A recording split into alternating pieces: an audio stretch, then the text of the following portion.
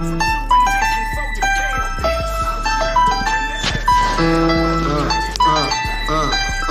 Democrats don't speak for me. Speak for me. Speak for me. Republicans can't speak for me. Speak for me. Speak for me. A bitch ass nigga can't speak for me. Speak for me. Speak for me. You coon ass niggas can't speak for me. Speak for me. Speak for me. Listen here, this is a fact of life. I be rapping like Nat Turner came back to life. Grab Donald Trump by the pussy, he ain't acting right. I never run from a conflict, I be glad to fight. It's a very cold world that we live in. Somebody please tell Elizabeth you're not an Indian. You just trying to con them people to get the benefit. Just another immigrant, stealing from the Indians. That's some punk ass shit and that's too lame. Now we finna step over to Andrew Yang. And you a sucker, you could never speak for black folks. Fake ass pandemic, trying to get the black vote. The Democrats don't speak for me. Speak for me. Speak for me. Republicans can't speak for me. Speak for me. Speak for me. A bitch ass nigga can't speak for me. Speak for me. Speak for me. You coon ass niggas can't speak for me. Speak for me. Speak for me. You know your boy be high off sativa. Kamala wasn't popping, so we said bye, Felicia. She ain't had a right policy. We ain't trying to meet her. Y'all can take Biden too. Bye. We don't need him. We don't need Roland Martin or that coon Al Sharpton. Didn't need Cory Booker from the start, man. I don't fuck with police and no snitch. You know I'm coming with the heat when I spit it. The Democrats don't speak for me. Speak for me. Speak for me. Republicans can't speak for me. Speak for me. Speak for me. A bitch ass nigga can't speak for me. Speak for me. Speak for me. You coon ass niggas can't speak for me. Speak for me. Speak for me. If you ever go to court and this is your luck, try not to get fucked by Benjamin Crump. I know it's hard. You and I go it's hard. But who the fuck is Amy Cloak? Put her picture up on the bullseye and start throwing darts. People cut our organs out our bodies, that's a stolen heart. They can't save us from the flood like Noah's Ark. Black lives always matter, we finna go for ours. So then we savages, we don't need to pot the piss. Mike Bloomberg can suck dick with that stop and frisk. You ain't speaking for us, we don't know you. Bernie Sanders, they get your funky ass on too. The Democrats don't speak for me. Speak for me. Speak for me. Republicans can't speak for me. Speak for me. Speak for me. A bitch ass nigga can't speak for me. Speak for me. Speak for me. You coon ass niggas can't speak for me. Speak for me. Speak for me.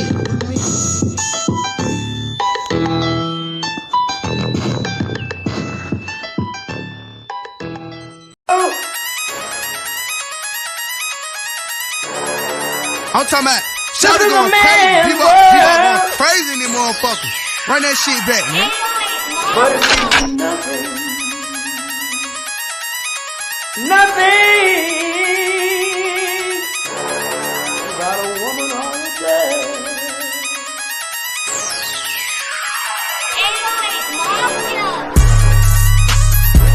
Man made the car.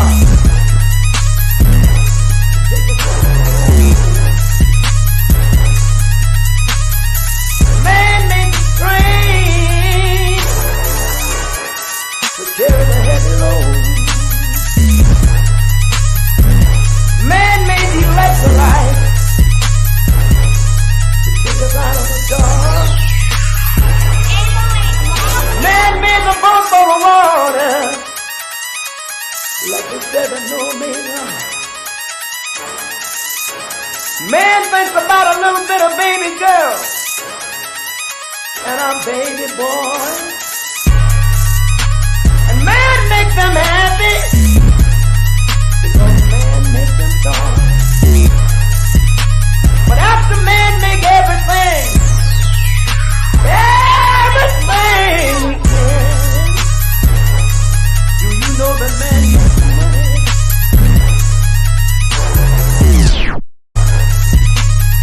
To buy from other men. This is a man's world. But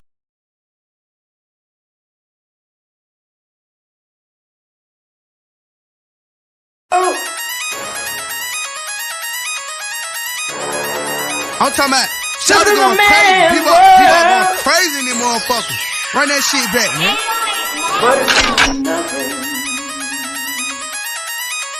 Nothing.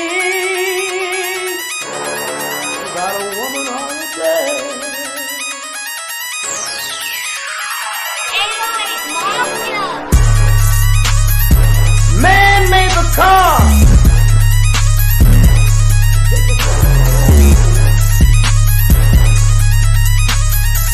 Man made the train to carry the heavy load. Man made the electrolyte to take us out of the dark. Man made the boat for the water, like the 7 Omega. Man thinks about a little bit of baby girl and a baby boy. And man makes them happy because man makes them joy. But after man make everything we can, do you know that man makes money?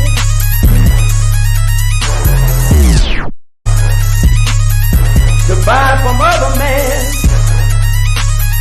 This is a man's world. But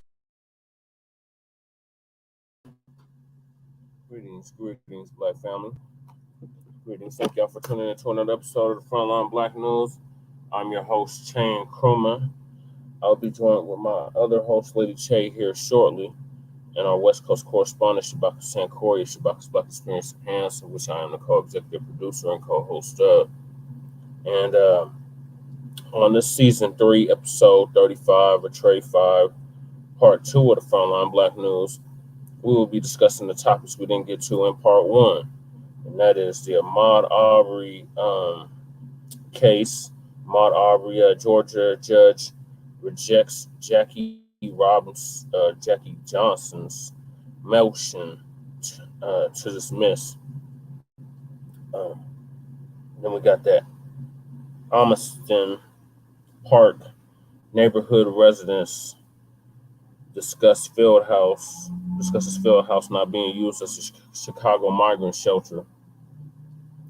Then we got Black Chicago stops Brandon Johnson's Amundsen Park takeover. Then we got T.I. and his son fight when a child doesn't find their purpose. Then we got the trial for Jonathan Majors begins in New York City after numerous delays. And if we have time, New York City Mayor Eric Adams' sexual assault case or allegation. And then our Unhoused Neighbor News and our Unhoused Neighbor Sweeps. So, for those that don't remember, Ahmaud Arbery was the brother that was killed in, I believe it was Valdosta, Georgia. He was rounded up like cattle by these white supremacists, the McMichaels, who were chasing him through a neighborhood in a pickup truck. And they surrounded this brother, and they ended up killing this brother. And one of the people that worked for the court, this Jackie Johnson, she tried to interfere with the proceedings and get the McMichaels off. It didn't work. And as you know, they are in serving prison time right now. I believe I forgot what the sentence was, but they got sentenced to like at least 10 years, might have been 20 years in Georgia.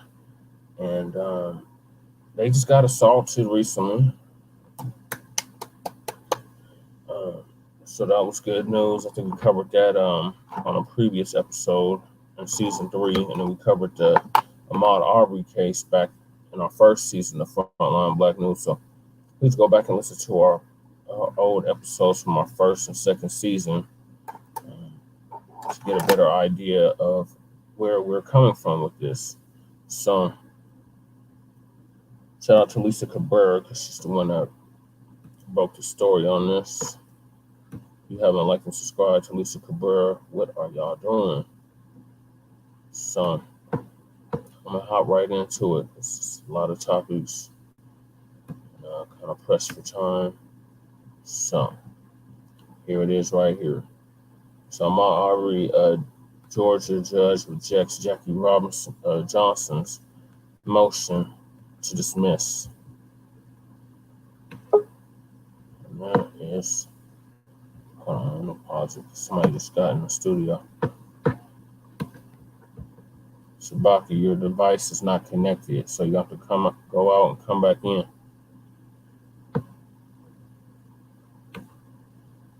So you need to connect your mic before you add them to this thing. Okay, he needs to connect his mic, so while I'm waiting on Shabaka to connect his mic, and I'm going to play this video. So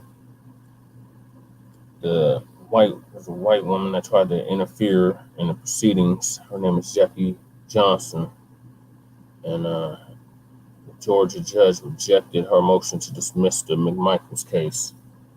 So here we go. Everybody here, I hope you're having a wonderful, wonderful day. All right, so there's finally an update.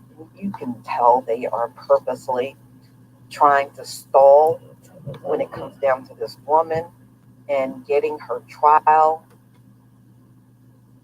getting her trial started. It's like they're going above and beyond, trying to make sure she doesn't get to go in a courtroom. And her case really should have came up as soon as the McMichaels case was over. She should have been put on trial. Okay, immediately she should have been put on trial. And the fact that playing it all the way up until now, that's what privilege looks like, y'all. Exactly what it looks like. And then all day and all night on getting these people in the courtroom and putting them on trial. And if you remember, this is what they do.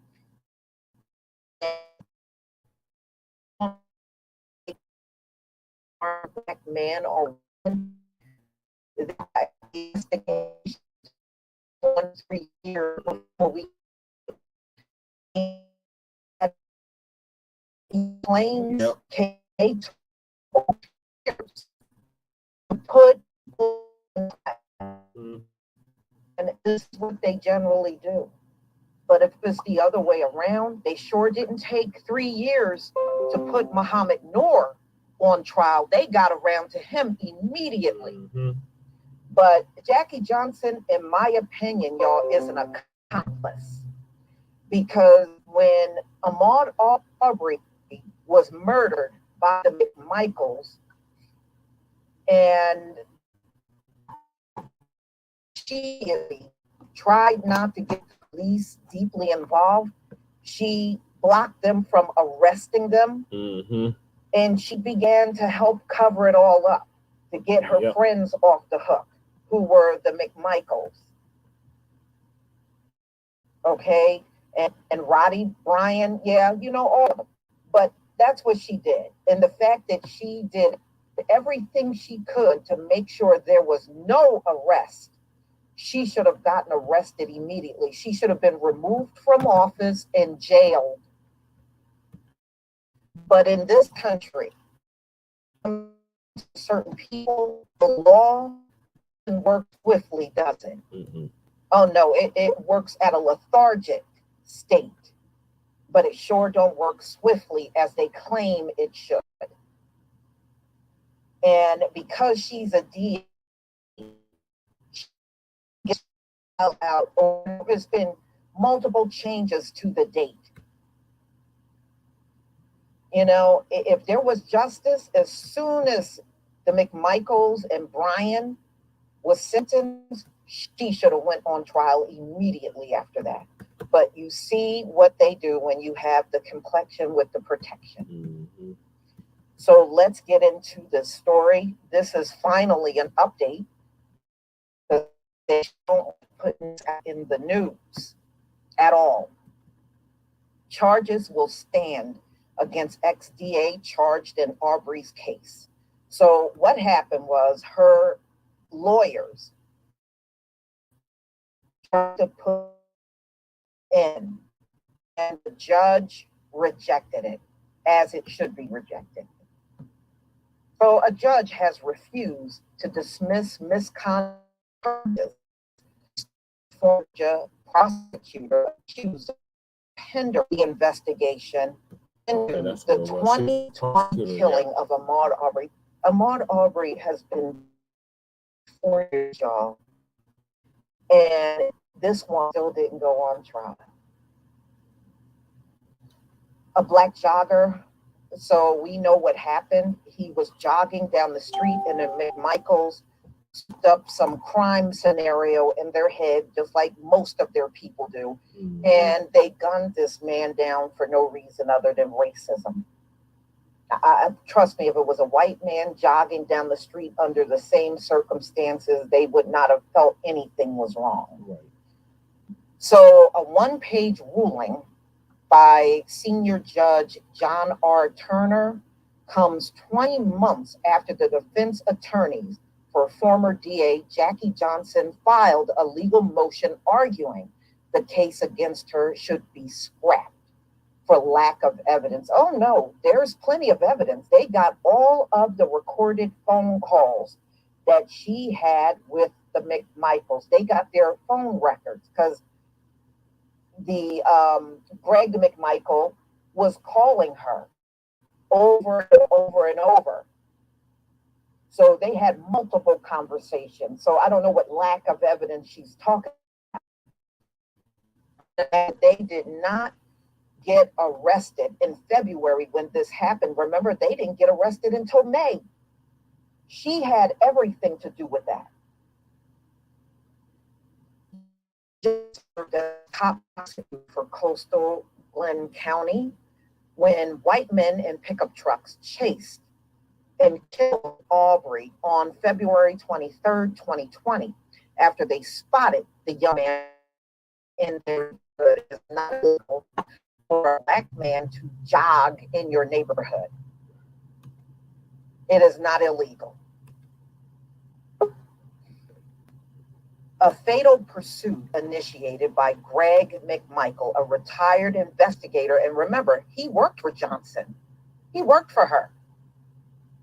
His adult son, Travis McMichael, fired the gunshot blast that left a 25-year-old Arbery dead in the streets, dead from jogging.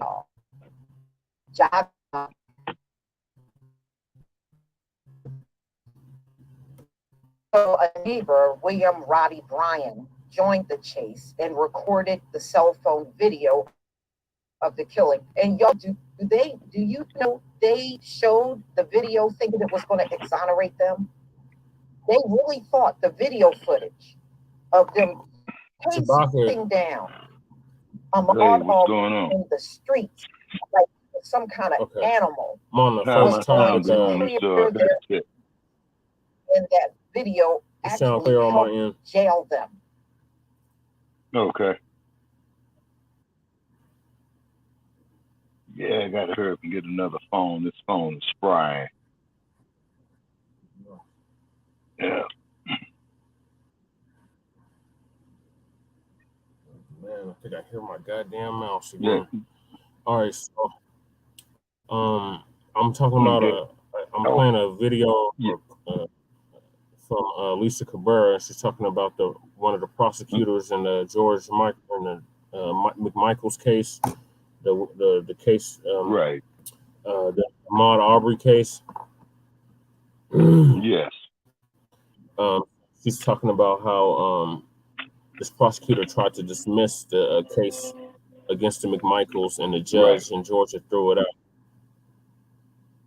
Okay, the judge threw out the dismissal, right? Yeah. Oh, okay, which was good. Is because when you look at that case right there, and they videotaped it, that there's pretty much the same principle, man, on the plantation of how they'll take a disobedient Negro and they would beat him in the view of all the other slaves, you know what I'm saying, to make an example out of them. And that there's what they did with Mr. Arbery, and of course our condolences go to his family and his loved ones. You say nothing has changed. Also, too, man, I just had to say this, man. It was so nice seeing the ponies going back into the barn, man. Man, it was so nice. Oh, y'all didn't even play like y'all even play ever. No, but... we no. Yeah, no. I think we play on Thursday night, and we're playing the Neanderthals. You know what I'm saying? Oh, the Vikings gonna beat y'all. Y'all gonna lose. Sir. We pirates, man. We can't lose. No, we can't lose to the Neanderthals just because of the tradition, man, of the city of where the Raiders are originally from. They say that's why I call them Neanderthals.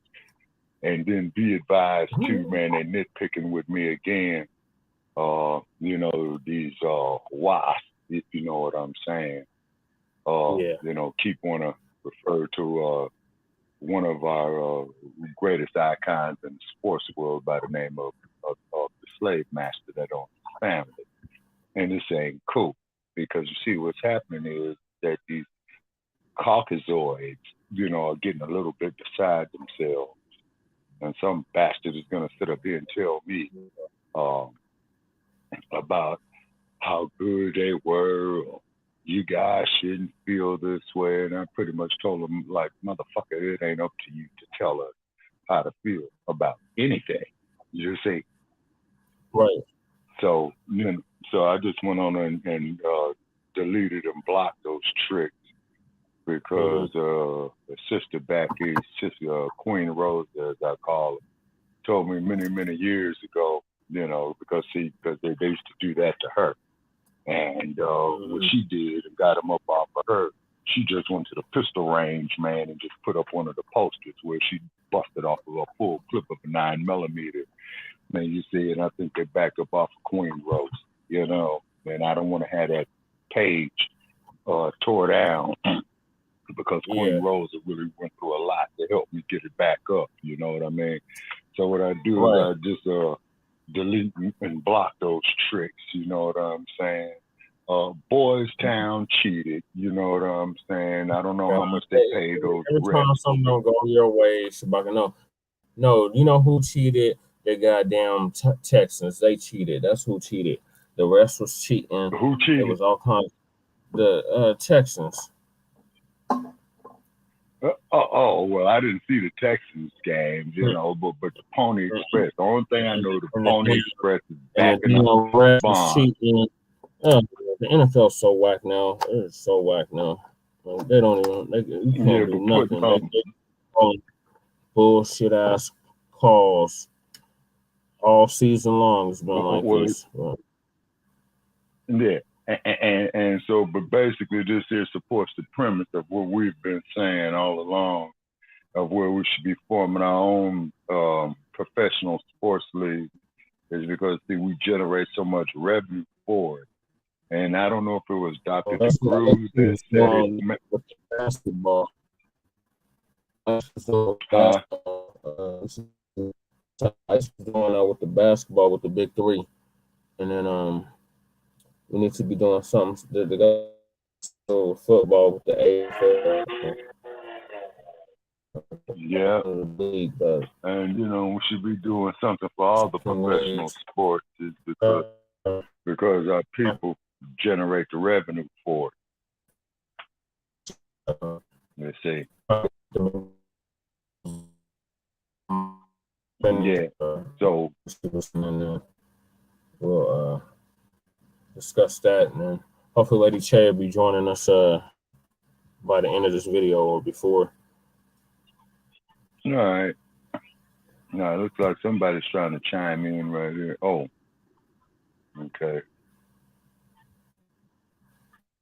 That right there just goes. They automatically gets them out of everything, including murder. That video, I believed it was going to exonerate them, and it didn't. It backfired. So in November of 2021, the McMichaels and Bryan were found guilty of murder in Glenn County Superior Court, and I will never forget that. They were crying, and Roddy, Brian you can really see his face well enough. Oh yeah. A judge sentenced to life in prison. Yeah, they got life. That's a right. jury in U.S. District Court convicted all three of federal hate crime charges in February of 2022. The McMichaels received a second life term during sentencing in August, while Brian, he got 35 years in prison. Now, remember, Brian is also going on trial for SA of a few women that have come forward and filed charges on him. So he should have another trial. So the 35 years ultimately can add up to way more time behind bars. Good. Greg Just as long as that McMichael bastard dies is in there. incarcerated at the Augusta State Medical Prison. More than 2 months passed before McMichael and Brian were arrested on murder charges in Arbery's death. Now, that was because of the public outcry. Yep. See, if the public didn't raise hell, and we weren't on social media doing videos, bringing awareness,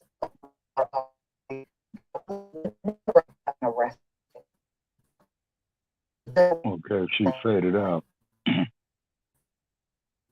Michaels each received a second life term. You can't hear the video at all, Shabaka? No, it's distorted. You know, she's fading in and out.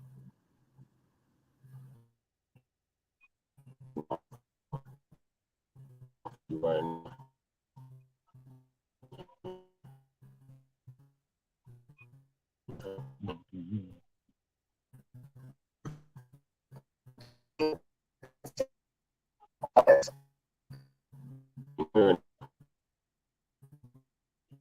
Okay. Alrighty. And then also too, I want to give a shout out there to Sister Rosa Spark. Okay.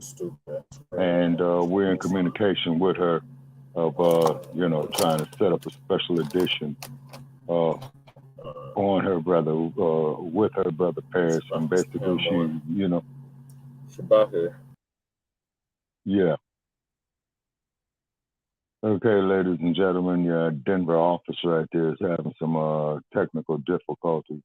Okay, coming to you here from Las Vegas, Nevada. Definitely check out our podcast, Shabaka's Black Experience Enhanced, in which Jesse Paris is the co-executive producer of. We will be having a special edition coming up within the next 10 days with a prominent personality on social media. Okay, and then folks, if you're out there, you can go into our chat room if you would like and put down, you know, whatever topics you would like for us to discuss. Oh, okay, there's Brother Che. He's back on. So yeah, Brother Che, just like off the studio. Okay. Okay, man, lose that hat, man. Never that. That will never happen. Man. So anyway, so Sister Rosa Sparks, you know, she's a content creator, and she's mainly up there on Twitter, and so we're in communication with her for a special edition. She says just as long as it's dealing with social issues and what have you. Okay, we got a comment here. Grand Rising, sound distorted, not clear. Anyway, keep up the good work. Power to the people. We most definitely appreciate the comment there from that Facebook user right there. You know, we have kinks in the line and working on it. Shabaka, I'm going to have to restart appreciate the comment. I'm going to have to restart the browser. Okay, do you have enough? Okay, can you get your computer closer to the router? Yeah, it's right here. I just need to reset it because it's acting stupid. Okay, well, that's probably the monkey wrench, you know. Just keep talking, Shabaka. I'll be right back. Yes, sir. Okay, all right. So therefore, ladies and gentlemen, you know, just to give you a update, we was talking about the Ahmaud Arbery case, and where the brother was jogging down there in Georgia, and when she was murdered, by these three white supremacists, and one of them, is getting hit with some additional charges in an unrelated case. So hopefully all three of those sacks of shit would die in jail, and hopefully it's very, very difficult for them in there. And most definitely our condolences to Mr. Arbery's family as well, too. In addition, condolences, to Mr. Jalen Walker's family, because from what I understand, in Cleveland, Ohio, they're not going to charge these police officers. So what's happening is, and we're telling this here around the world, please spread it here what we're about to say. There is a conspiracy in the United States of America, okay, to exterminate Black men, okay? Mm-hmm. So once again, the reason why they are doing this is because they have systemically did this plan. It took them over 50 years to do it, according to Dr. Francis Cress Wilson. And everything that Dr. Wilson had stated back in the mid-1970s through the 80s, throughout her career as an educator, is starting to come into pass. Now, one thing is about these white folks. They do long-term plan. You see what I mean? Yeah. Okay. And then on top of it, when we have conscious Black people up here, we get trolled by dumb. What happened last night? Yeah, exactly. So we get trolled by. After you had logged off, we got trolled like a mug. We had some white broad talking about how she fetishizes over Black men and all kinds of shit, and she tried to disrupt the end of the whole program. But here's Lady Che. Greetings, Lady Che. So now we got perverts coming after us. Okay, and I'm willing to bet dollars to donuts that individual is out of the great state of California. So therefore, ladies and gentlemen, and this is the only time that we're gonna say this right here, is that, see, it's not that we hate anybody, it's that we love ourselves. You see what I'm saying? More so than we love our oppressors. Hey, there's Lady Che. Hey. Greetings from Sin City, Lady Che. We were so happy to see the ponies go back into the barn, where they got to sow their own oats. Okay, the Raiders was playing Neanderthals Thursday night, so we got to smash the Neanderthals. Okay, and then also too, I've been getting trolled, by Neanderthals off and some other sports groups because they disrespecting the memory of the heavyweight champion. Okay, and with me living in that era, okay, no, that's not going to happen. You see what I'm saying? You're not going to disrespect the greatest of all time. You see what I mean? And what have you? And then also too, for all our haters out there, please keep your hate mail coming. We love your hate mail. We love your ignorance. You know what we're saying? And really, in the long run, we feel sorry for your dumb asses. But you're not going to come up here and disrespect us. And I'm sorry, I missed the trolling at the end of the episode last night when I had to sign off. So if you could send me the link to that there, Brother Che, I would like to review it. And then also, too, and we want to give a shout out there to our anchor man, the one and only Ramel Understanding. Yes, I spoke with him today. In the car, so, you did? Yeah, How's he doing? Okay, he's doing all right. His phone has been off for 2 months or 3 months now. Yeah, and okay. So when you gonna get another communicator on, Brother Che? I mean, I got the text now for now. Sometime next year.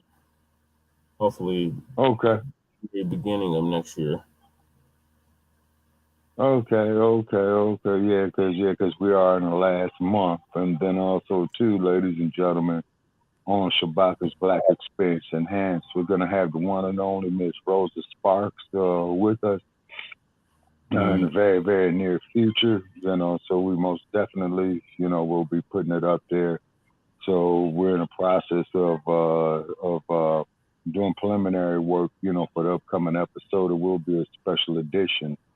So all our supporters for Shabaka's Black Experience Enhanced, please play all our back episodes as much as possible. It's because we're doing an experiment with it for about the next 2 months. It's because, see, Front Line Blacc News, Shabaka's Black Experience Enhanced, and all major black media is that we're being shadow banned, okay? Yep. They want us to sit up here and love track. Several people that I follow, that I'm subscribed to today. It was really weird. So they're lying on the algorithms, okay? It's because how the hell, man, we're going to get 10 callers and you only saying we got 2 listens, but we got 10 callers. You see what I'm saying?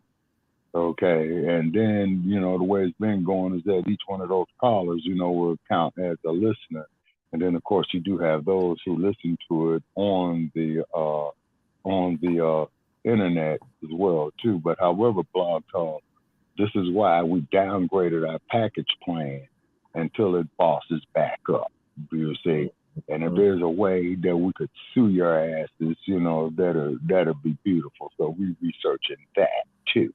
Now, also, too, Brother Che, if you would tell us, could you give us some samples of what the trollers was talking about, after I signed off last night?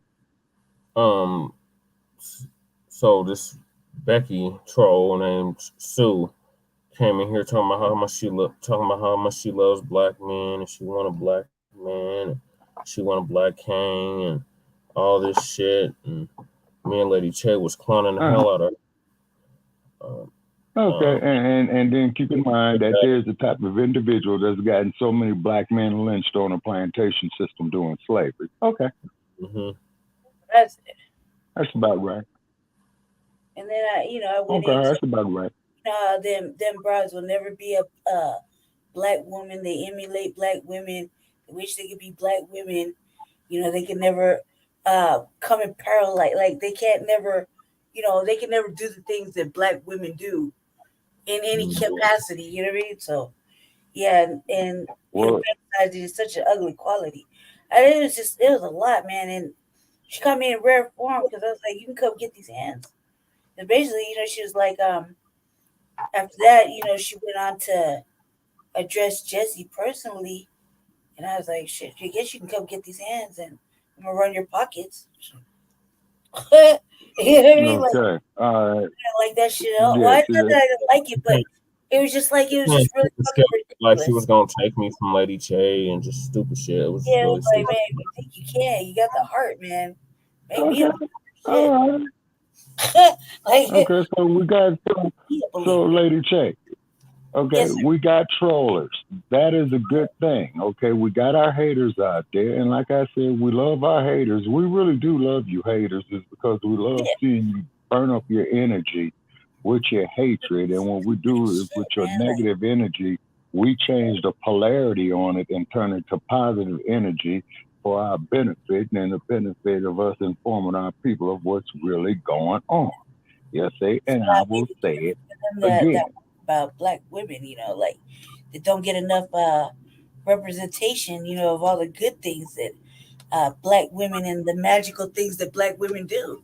So that just gave me a motivation to go ahead and incite the motherfucking riot act about how great black women are and what all the good shit that they do, all the good things, all the goodness that's behind the magic, and fucking, these motherfuckers just when they say shit like that, it catch, it's like, for me, it's like, look, I'm one of those people that when you outside, like, say it, do it out, like, when you come talk to me in person, you hear me? This YouTube shit is not like a real thing for me, so, come talk to me in person. If you can, you think you got the heart, man, come get these ads. Like, I don't put a lot of energy into this thing, but I just didn't like the fact that she was a fetishizer. She started off with saying something really like she, like, basically, what she wants, like, BBC and all that extra shit. Excuse me, I didn't mean to be derogatory. You know what I mean? But I was just like, ew, like, and then made some comment about Kobe, and I was like, well, there you go, there you have it. That's like the type of broad that she really is. Mm-hmm. Put a motherfucker under the jail type shit, and she just was relentless. But I was like, I was kind of like, what else you gotta say? Like, to you right here in front of me, it's just all chit chat, and as long as everybody knows, even in public, they know that they don't even want to hear this argue go back and forth with a bitch, let alone in person, because I don't have no filter, and I like to fight, so it doesn't really fucking matter. But it just was disrespectful, and the fact that she just kept going and then was like trying to provoke, and then was like, oh well, Jesse. Okay, I don't mean to cut your wisdom, Lady Che. Everything you're saying is right. But see, but where she's getting her jollies at is trying to provoke this type of situation. You see what I'm saying? Okay, now in a reverse scenario, what's happening that I'm seeing in what's happening with your generation, Brother Che, is that you're getting a lot of these white boys like that Aaron Hernandez dude that used to play for the Chiefs that was married to the black woman and he beat her up and something happened to that bastard and may he rest in piss, okay? It's because see the thing is that you have to understand is that on that plantation system, and oh boy, this is some heavy shit that I'm getting ready to put down. I even had to back up off of it. See, it was a sexual trip that went with it as well too. You see, now when you go out to a perverse ass city like Los Angeles, you see what I'm saying? They put that shit out there. That's what that Hollywood crap is all about. And then of course, up there where those transformers come from, you see what I'm saying? You know, they with that alphabetized agenda. And then they got these black ass politicians, you know, or mainstream black politicians. I mean, Democrat, Republicans alike. There's no difference between the two. It's because they're two sides of the same coin. You see, they talk all this inclusivity bullshit, but then the slave master tell them, "Oh no, y'all can't be talking about a black only agenda. That's racist." Motherfuckers, we're in no position to implement no racism, because you could best believe, white America, if we were in a position to return some favors on you sons of bitches, oh yeah, it would make 1992 look like a damn Girl Scout camp. See, but we're not like that, you see. And this is what you are in fear of, white America. And me personally, I don't give a damn how the fuck you feel. Right. You see, cut the goddamn check. You see what I'm saying? Yeah, so getting back to the topic at hand, so this damn prosecutor, she tried to get the McMichaels off to bring Lady Che up to speed. And Lisa Cabrera is giving us the rundown on the judge denying her motion to dismiss the McMichaels case. As you know, Lady Che, we covered in our second season, Ahmaud Arbery killer's sentencing. Right. Yeah, so Lisa's just giving us an update on the prosecutor who is friends with the McMichaels, and how she was trying to get them off, and she was trying to sweep the whole Ahmaud Arbery case under the rug. Right. Yeah, just forget about it. Don't talk about it. Never mind Emmett Till. Never mind about all the brothers who was castrated and lynched and had their private parts cut off and put in their mouth. Oh no, you know, we all ain't like that. And then frog face, you segregation yesterday, segregation today, segregation mom. You know what I'm saying? And who's supposed to forget that? And then of course the dump, as in human shit. And I want to make that perfectly clear. He is clearly stating of how all you white people feel. I don't have a problem with the orange dude. Now, where I got the problem at is that damn Kamala Harris, okay, brain dead ass Negro Eric Adams, let's go Brandon of Chicago, to quote Saab. Yeah, we about You see to what get I'm on saying? all of them, Shabaka, but first we got to finish up this Ahmaud Arbery situation. So Right. yeah, Yeah. we're gonna get Okay. Well, that's going to Chicago next well. with Okay. Brandon. And and then of course with that situation with Mr. Arbery, you know what I'm saying, where they murdered that 18-year-old young man. He was just out doing road work, and then white America, and I'm just gonna tell you about it. You guys will go off on some half-ass bullshit trying to invent shit of why that you just wanted to kill a brother, period. Mm-hmm. You see what I mean? Been Okay, and then and I want to reach out to all you black FBI agents, all you black police officers. Don't you know that your families are subjugated to getting fucked off like this here too? Mm-hmm. So I wonder if any of you black law enforcement officials out there, okay, have yet to suffer a loss to your family because of your colleagues or co-workers or whatever, decided, well, we just want to go out here and pick a nigga today. You see what I'm saying? So I wonder, how those black law enforcement officials feel about that. And then when you black law enforcement officials are going to form a task force, to save us. Sure, never. But then, when they become a police officer, they forget their blackness. They just off the blade. Well, they probably go through some extensive background training to make sure they got all their Coon Train Award credentials. Oh yeah, big time. You don't have to be smart to be a pig either.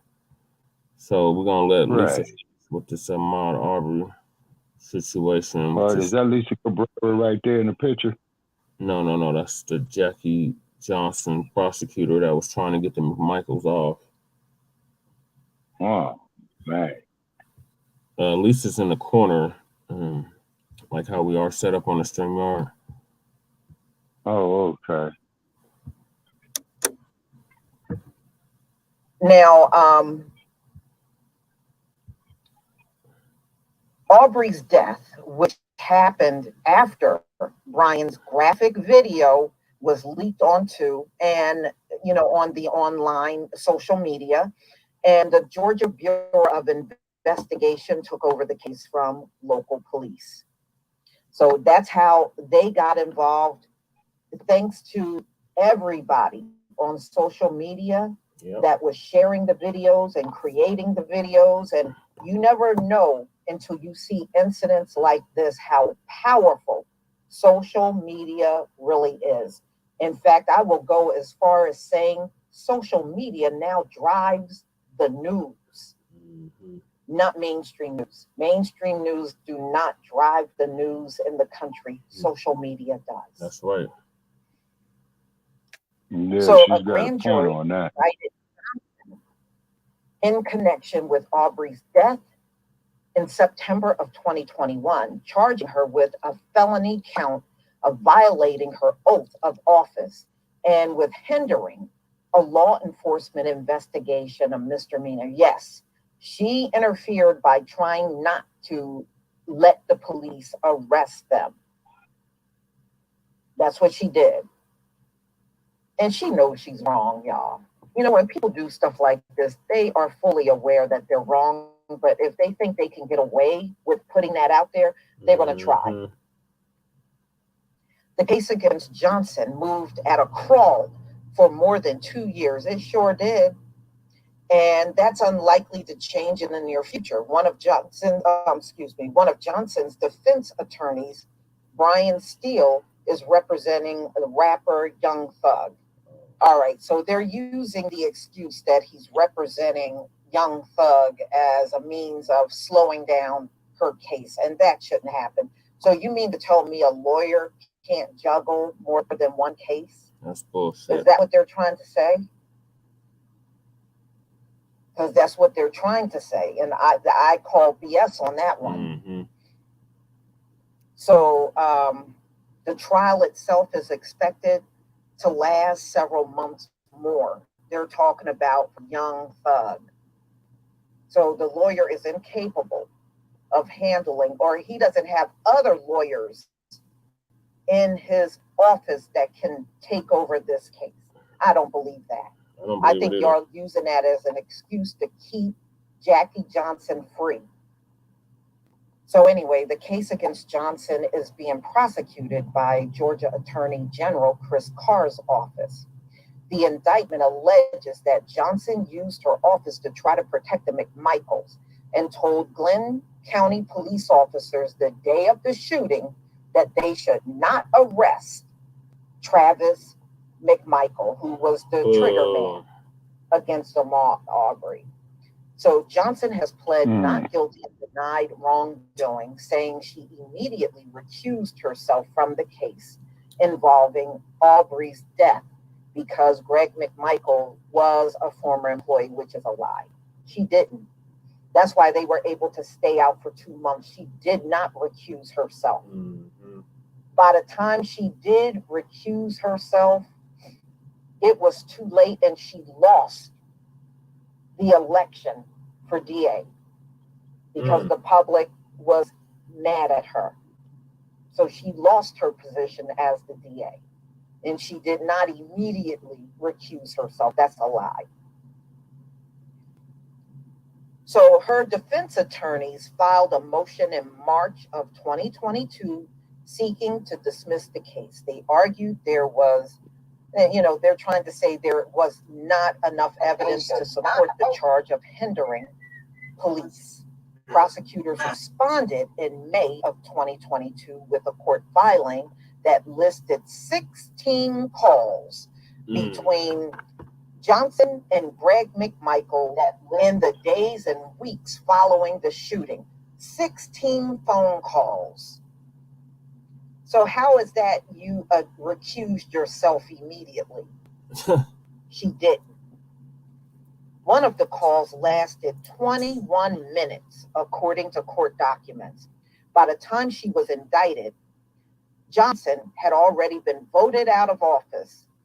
She has said the controversy over her handling of Arbery's killing played a role in her losing re-election in 2020. You didn't deserve to have office. Right. Anytime you're going to cover up a murder, you didn't deserve to have office. I'm glad you got voted out. Right. Following her indictment, she turned herself in to Glenn County Jail and was released without having to pay a cash bond. Wouldn't that be nice when people in our community get arrested and they can just skip on out of there within an hour with no bond? Wouldn't that be nice? Yeah. Yeah, that's crazy. While Johnson's case has idled, Arbery's killers have been convicted and sentenced in state and federal courts. No, I'm against her having any preferential treatment. Right. See, once she was out of office, they should have immediately moved on her. Exactly. And got her placed behind bars. She doesn't deserve to be free for what she did, her role in this whole thing. She don't deserve to be free at all. At all. So, it just goes to show you if you are, and I'm sure she knows a lot of the judges. If she was a DA, these judges and defense attorneys, she knows all of them. Yep. She was a prosecutor. She's probably familiar with a lot of them. They're all the colleagues. Yeah, they're all the colleagues. All of them are lawyers. And that could be the driving reason why she's not behind bars to this very day. Because she got those connections. This woman got the baggiest looking eyes I have ever seen who the hell she look like, anybody in my life. She like a younger Carolyn Bryant. Eyes, but her eyes, oof, man. She got some baggy ass looking eyes. Rest is shit. Wow. Oh, well, look, that is really sad. You can. And on top of that, they got to go to jail right away for crimes they never committed. They don't get to sit out for 2-3 months and almost 4 years after the crime. As of this coming February, Ahmaud Arbery has been dead for 4 years. Oh, okay. And Jackie Johnson is still free. She's still free. 4 years later. One of our viewers is shouting us out. But Lady these Tay, can you folks see the want comments? us to believe that their system works. Yeah, I guess it works in the way you rigged it up, I suppose. Hey, new comments. Okay. Just wondering. Okay, and I'm on my cell phone and not the laptop. Okay. Well, but we definitely appreciate all our well wishes. Yeah, and she should have been locked up years ago, y'all. Right. She should have been locked up years ago. Ooh, just like George Brockler's ass should have been locked up years ago for his dragging the feet on prosecuting the killers of Elijah McClain. Yeah. Well, you see, this here just goes to show, ladies and gentlemen, is that a lot of these cases should be pulled away from the states. Colorado, California, the Carolinas included, definitely Illinois, definitely Texas, and taken off into the federal courts is because, see, what's happening is here, as I've stated before, many years ago, Brother Che, you saw it, my YouTube video I did from the California State Supreme Court, is that what's happening is that this court system all across the board is morally bankrupt. Okay. And what it is that they want to use the courts, they want to use medications, they want to use all kind of socio-economical things to eliminate the black male. You see, because the white boy, you know, if he loves the black female more so than he loves the white female, because the white female does not have the attributes that the black female does, you see. And then there's a lot of black females out there, and ladies, hit me with your hate mail. I got to say this, okay? There's a lot of black females out here with this ratchetness and sexy red type of bullshit and all this twerking and shit up there about a Hollywood, where you're up there on an auction block again. You know, want to go get the white slave master because you lost regard for the black male. But this was systemically done out of the late 1960s into the early 1970s to kill the black family unit, to get the black male out of the household. It's because I've seen men on social media where you would have the 8-year-old boy sitting at the dinner table, you would have the mama sitting at the dinner table, and you would have the teenage daughter sitting at the dinner table, where the teenage daughter says that she knows it. Okay, what's cracking? Tapping. I'm about to hit this shower, then I'll be back. Okay, oh, Jay Militant, yeah. Yeah, man, Jay Militant, yo, 40. Niner, bang, bang. Man, the Niners, man, bought that game, man. You know what I'm saying? I can't see the birds going out like that. When Sabaki, you say that same thing. What's that? That it was fixed and that somebody paid off. It was fixed. Somebody definitely paid off the Russian army. They definitely did. Man, sir. The Pony Express, they had to go back to the barn. They had to go. They could sow their oats. You know what I'm saying? You know what I mean? So the Raiders, we need everybody in the AFC West to lose, including the Pony Express. And then we got to win the rest of our games. If everybody lose in the AFC West, and then if the Raiders win what's the remaining of their games, they might have half a chance. Other than that, man, what they need to do in the offseason is rebuild the team. Okay, got to rebuild the team. Okay, well, that was Jay Militant saying here, Debo. Oh, man. KC lost. Okay, that's good. KC lost. Okay. Okay, that's good news that Kansas City lost. Okay, and so then the Raiders is playing the Neanderthals on Thursday night, which is the Vikings. Okay, and they were funky, stinking, nasty savages that did not know how to wash their nasty asses.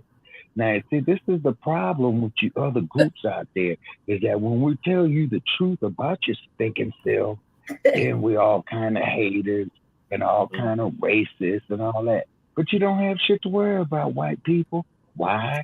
Because we don't control your murderous police department. We don't control your murderous prosecution system. We don't control none of that. Okay, but ass scratchers like Larry Elders or Brandon, what's that fool's name in Chicago? Brandon Johnson? Yeah, we're gonna get on him next. Oh, okay. All righty. Okay. Yeah, we'll get on his scrub ass in a minute. Okay. Yeah, he's just a chill. He's just a puppet for the Democrats. Oh yeah, yeah, yeah. That's who the the Minnesota. Yeah, Jay Militant. Yeah, the Minnesota Neanderthals. Yeah, that fits. Yes, sir. Because you know the Vikings are filthy, nasty ass savages, man. You know what I'm saying? You know, and they were nasty. You know, and then of course, you know, we expect to be shadow banned again. You know what I mean? Everybody that's tapping in right now, we got about 5 people viewing, 5, 6 people. And please, yeah. And folks, please spread the video and definitely please spread our content and definitely go to the Shabaka's Black Experience Enhanced Like page on Facebook. Please like it and follow us if you will. Definitely check out us on Blog Talk on Shabaka's Black Experience Enhanced. We're here with Brother Che on Front Line Blacc News as well too. So we're building this platform, folks, and we're kind of like an Ali's Alley. And for those who don't know, what Ali's Alley was, the older he got, he would spare his strength. You know, he'll go out there, put in work in the beginning of the fight, then he'll coast a little bit, and then he'll turn it all on at the end. And a classic example of that was his last great fighters, of course, which was in the Thriller-in Manila. Yep. You see what I mean? Yeah. You know, let's Lady Che, Shabaka real quick. Lady Che, what's your thoughts on the Ahmaud Arbery situation with this crooked ass DA prosecutor that is finally gonna face time for her complicity in deliberately attempting to cover up the Ahmaud Arbery case? I mean, it's about time, but it should have happened. Should have happened then, you know.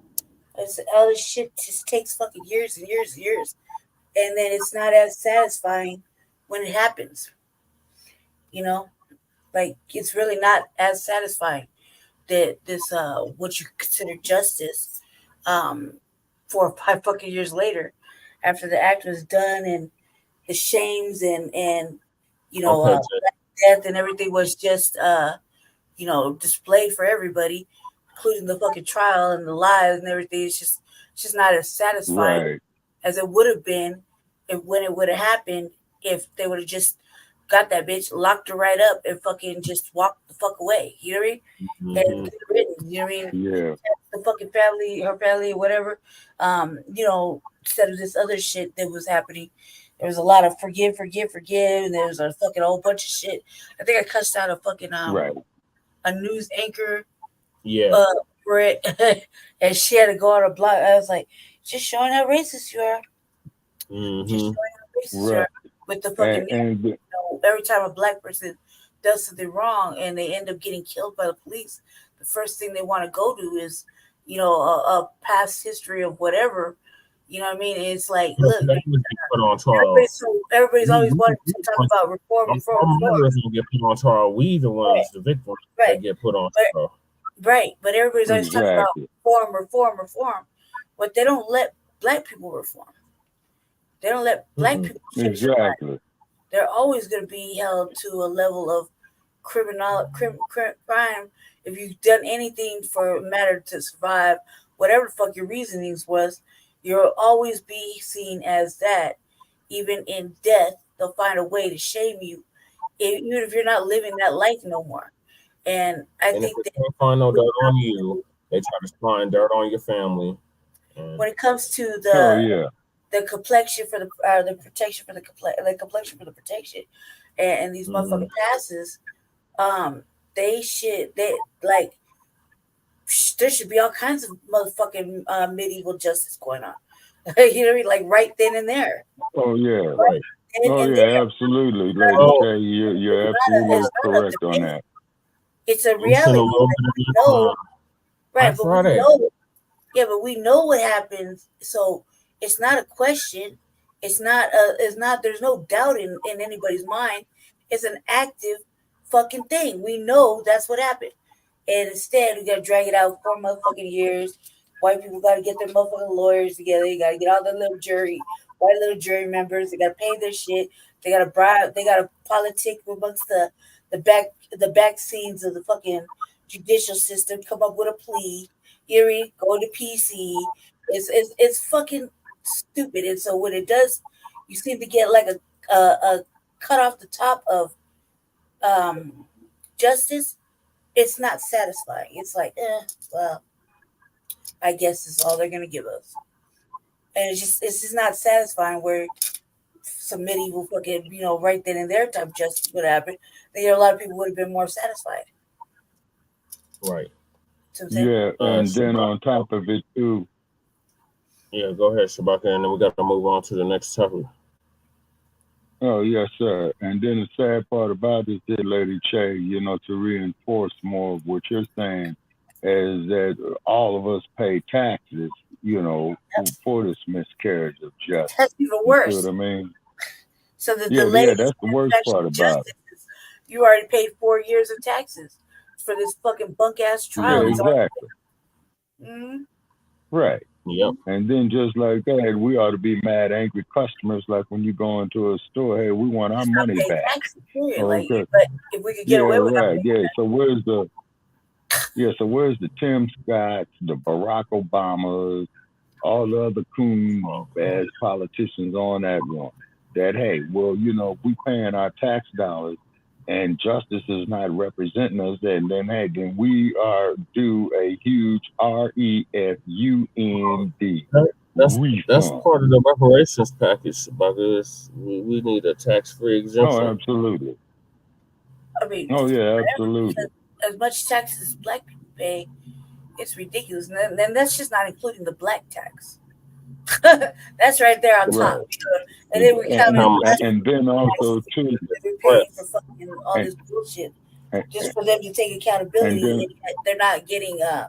We're not seeing no real results because everything that happens is being taxed 100 different ways. I'm surprised anybody gets a paycheck anymore. Yeah, we got to set that show up. And then the black tax, how much it costs to keep us in our current state. And then, man, motherfuckers who they need to have paying for this social media bullshit, okay? They got the goddamn money, you know what I'm saying? No, $1 trillion in the street. Hold on, Shabaka. It costs like trillions of dollars to keep us in the state that we're in. That's what Lady Che is referencing, the black tax. So basically, it's how much money we spend every year to keep us in our current state. Mm-hmm. Right. Yeah. It's because we do pay the cop salaries and all that old type of shit and raggedy ass, half-ass judges and sorry-ass politicians. That's not what we're talking about, though. We're not talking about the taxes that we pay. We're talking about how much it costs to keep us oppressed in the state that we in. So, yes, sir. That's the black tax. The amount of money that they spend. It costs a lot of money to keep everybody in benign neglect and, poverty. In the conditions that we're in, forced incarceration, et cetera, et cetera, et cetera, et cetera, et cetera. You know what I mean? So, I mean, it costs a lot of money, and yet they don't want to give up what they actually owe. They paid what they owed. They probably wouldn't have to pay so much debt. Well, that would be bankrupt. Right. And then when we listen to guys like Joe Gibson, be forever. who You might as well just go start who taking puts buildings and shit. It's all yours anyway. yeah, and then Joe Gibson, when he puts it up there on his intro to his tape, where he's got these white folks talking about that they don't care about slavery in the United States, that you want to sit up there and tell us about some fuck boys and all this other type of shit, and fuck that. And say that don't concern us. You see what I mean? That don't concern us. And passing it on to the next generation, you know, just like those before me that says, hey, we got to get rid of this boss we sick syndrome. See, that's all what that shit is. Yeah, and then his brother Che has stated with the Black First agenda. Period. Right. Say, period. And then when I go to vote here in Nevada, if I'm still here, above dirt, I'm voting, I'm writing in Jesse Paris for president. And all the other offices, I'm not going to concern myself with. No, I'm dead serious. I'm taking my job. I'm dead serious. I'm taking my. I'm that man. Because you are the way the effort that you. Power's taken. It's not given. It's not. It's selection shit. It's for the birds. All this running around and pick me, pick me, pick me is fucking for the birds. You might as well just go run if you feel like it. You just run up and fucking kick a motherfucker out their seat and just take over. Or fuck it, why not? I mean, what's the worst that could happen? You get arrested and held in contempt for court, you know, for trying to fucking run the well, you know, I've been arrested behind election stuff. You know what I'm saying? You know, and what happened for everything. Except the people that need to be arrested. You know, white people can get away with a whole action, but let black people come up and protest about security shit. It ain't gonna happen. And then to prove your point even further, Lady Che, look at what happened, you know, with the dump as in human shit. And I want to make that perfectly clear. Okay, is that his ass should be incarcerated. He shouldn't even be out. He should be on his ass should be on there on a no bail hold. Okay. In a perfect world, you see what I'm saying? Yeah, in a perfect world, but this ain't it, Shabaka. So yeah, you're right. Yeah, you're right about that. To conclude this topic, Jackie Johnson needs to be held accountable for her actions.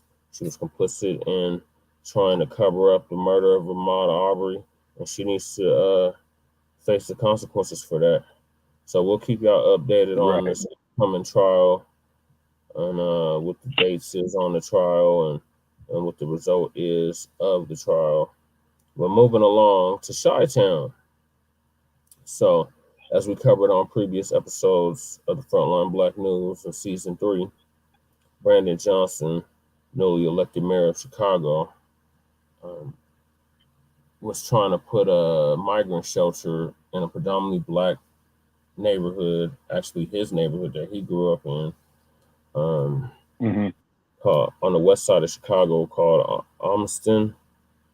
And they have a park, and the park over there is a community park, the neighborhood park, and that's where the young boys, they play their pee-wee football games there. Oh yeah, for the football. Yeah, that's on the south side, brother. Check. No, this is on the west side, Shabaka. This Amundsen Park is on the west side of Chicago. But anyway, the residents, they had enough of that shit. And they basically told Johnson that he couldn't do it. And they filed a lawsuit against him. So now they're suing the city of Chicago for basically violating their civil and human rights. So we're going to play the press conference from the Black Chicagoans that are rightfully upset and telling the Democratic Party, we're going to turn Illinois red if y'all keep this madness. Goddamn migrants. Well, yeah. If Illinois goes red, man, you know, that day would be incredible. I mean, Chicago leading the way right now for the cancellation of fucking sanctuary cities right now. They're leading the of the conversation, you know, which is a very good thing. Good. Yep. Real good. Big Good salute morning, to them. everyone. I'd like to start off to thank the crowd that we had on October 3rd. Without them, we wouldn't have been here. For their support they have given us, and we're glad to have our park back open. But I would like to also say the city did a really terrible job of handling this. They held our community and our park hostage for almost 60 days. We couldn't use the park. Our kids couldn't use it. Our seniors couldn't use it. And they could have been more transparent. Hopefully in the future, they will include instead of exclude people. Because as we see here today, when the community sticks together, anything is possible. Yes. So we weren't going to be deterred. We're here to stay. We wish the migrants well, but as I said previously, not on our backs. That's right. Our lives should not be impeded by someone else. So that's all I have to say. We have other good speakers here and community people, and we will give you our opinion. Thank you. Good morning. My name is Gerald Harris, GeraldHarris. I'm the president of the Windy City Dolphins 29-year program for youth football and cheerleading. Our program was stopped. It was interrupted. Our kids weren't able to use the park for some tutoring because we're trying to keep them not downtown breaking in to windows and cars and houses. And when we shut this down, we shut our kids down. We want to thank whoever, and which was really our kids and other players who are 30 years, 40 years old that came back and fought like heck to make sure this park stay in the community. This is a community park. We did not look at the community first. That is very important. We have a very good community. We have elderly in the community. We have youth in the community to keep everything going well. We appreciate that it's finally there, but things are not over yet. We don't know exactly what's really going to go on. We were told everything was cool before. So we will be on watch, and our children will be out there watching as well. That's right. Thank you very much. Good morning. My name is Linda Johnston, and I represent the seniors that are here for the Amundsen Park. And we want to say today, we're going to thank, we are grateful. Thank you for the prayer warriors that stood in the back and prayed for this situation. Thank you for our attorney that amended our stay, that she worked hard. We appreciate Deidre for doing that. I am grateful for that because those are the reasons that our park was not open, because we had that temporary stay. So we appreciate her very much. Also, I want to thank the mayor for reconsidering not taking our park, because taking our park from our community means that you take our resources where we pay our tax dollars to, and that was not right. You can see this park is in the heart of a community with bungalows, 2 flats, and we don't have that much resources already. And then our senior program had to stop. Some of the seniors had to go to different places. They wind up doing a lot of activities at home. Am I right, Janet? And so my thing is, the seniors wind up feeling like they was in a pandemic all over again. And that was not fair to them at all. And so then our children had no place. We couldn't do anything for Thanksgiving. Hopefully we can throw something together for Christmas. I don't know. But we'll be working on that because this park serves kids during Christmas time. Also, we really need to see a letter saying that this park is not going to be utilized for shelter. We're taking them at their word, but we also had this happen to us once before, that they was not going to use our park, and then they turned around and said that was not true. So we want to make sure that this park was not positive, right? And understand this. We are not against someone that cannot help themselves. But my thing is, if you're going to spend this money, and let me tell you something, you wasted a lot of money. We got our eyes on you. You wasted a lot of money trying to organize this situation. We still have people that live in the city. That's right. We still have people living in the city on Roosevelt Road. So if you could pull this together, the churches could come together and take care of these migrants. Why don't you take care of who's at home right now? To understand this, you got folks here that need your assistance. And if you're going to assist these, we have no problem with it. But do not forget about our people. The Bible said charity begins at home, then spreads abroad. But I'm looking at all these resources going out the window for somebody else, but yet our people are lacking. So we got our eyes on you. We want you to take care of what's going on in our city and take care of those that are at need. That's my point for today. Amen. Right on, sister. See, the elders are starting to talk like us. Okay, my name is absolutely. Residents in the Millwood area.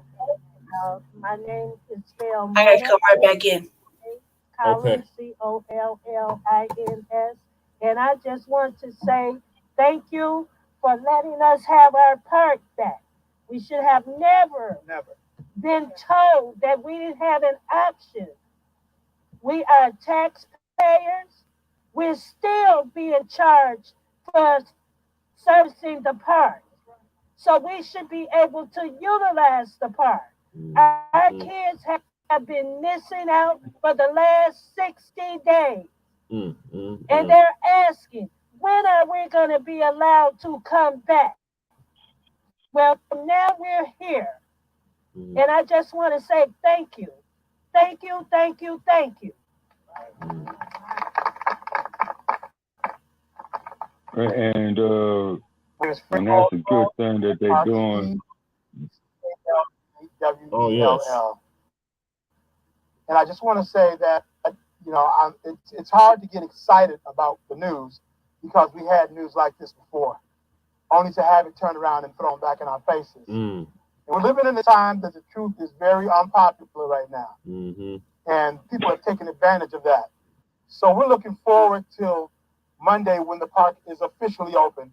But we live now that we only believe what you show us. What you tell us is not relevant. Because people tell you what you need to hear. And we believe what you show us. So that's where I stand right now. It's hard for me to be excited and happy about the park possibly opening until it's open, until I can walk through those doors, sit down at the weight bench, and do my regimen. I won't believe it until it happens because we've seen that movie already. And we didn't like the outcome of it. We heard it before. So our elected officials and our city governments have to be a little bit more transparent, actually a lot more transparent than they have been in the past. And we know how the city of Chicago works. We understand how it works. But we are at a place right now where we only believe what you show us, not what you tell us. What you show us. Thank you for your time. Right now where we only believe what you. Well, Chicago has certain traditions, folks. It was, after all, it was the home of Al Capone for many years. Spelled C-A-T-A, last name T-R-U-S-S. It's a great day here in Austin. And we are happy to be standing here announcing that our park is opening. Mind you, our park should never have been closed. That's right. Let's not forget that. And I want to say to the mayor, and I'm not as happy as everybody else is about what has happened here, because he's to blame for this. Transparency matters. The voices of the people matter. The mayor still has not come here and talked to the people here. That's a problem. It was a problem in the beginning, and it's a problem now. The mayor still has not put the needs of the residents of Austin on the front burner. That's a problem.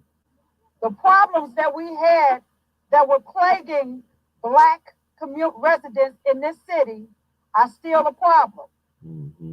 The mayor, the governor, and the president are spending time and millions of dollars addressing the needs of the migrants. What about the needs of the Black citizens of the city of Chicago who are still suffering, who still need help, who still need a hand up, who are still looking for affordable housing? That's still an issue. And we're not going to accept the fact that because you've given us our park, that's all we need.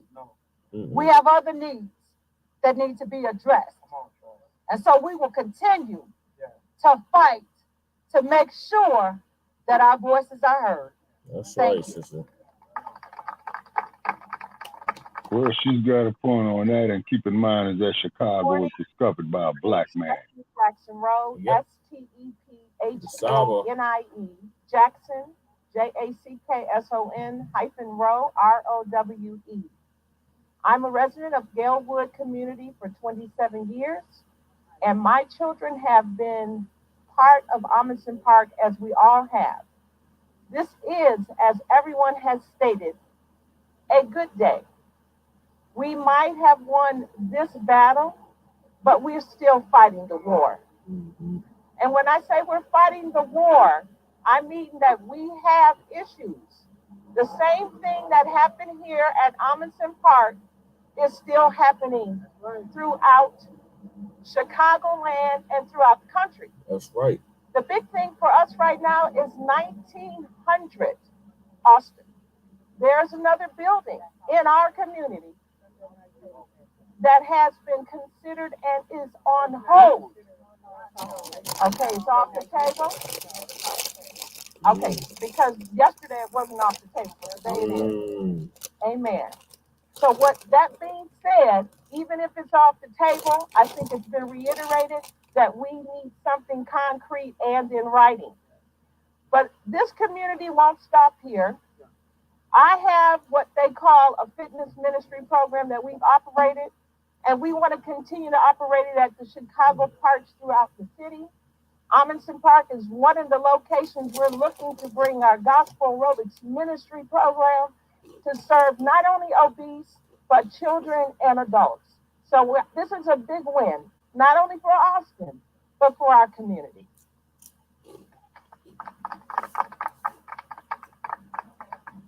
Okay, I think we're done. Look, let me thank the media. We do not want to not thank you. We thank you because you all help us to get our message out, and we want you to know that we appreciate you. Thank you. My name is Jennifer Glover, Glover, first name Jennifer. I want to thank the media for coming out because we are very glad that you supported us and gave us airtime. And we really appreciate it because we couldn't have done it without you neither. And thank you very much, every channel. Thank you.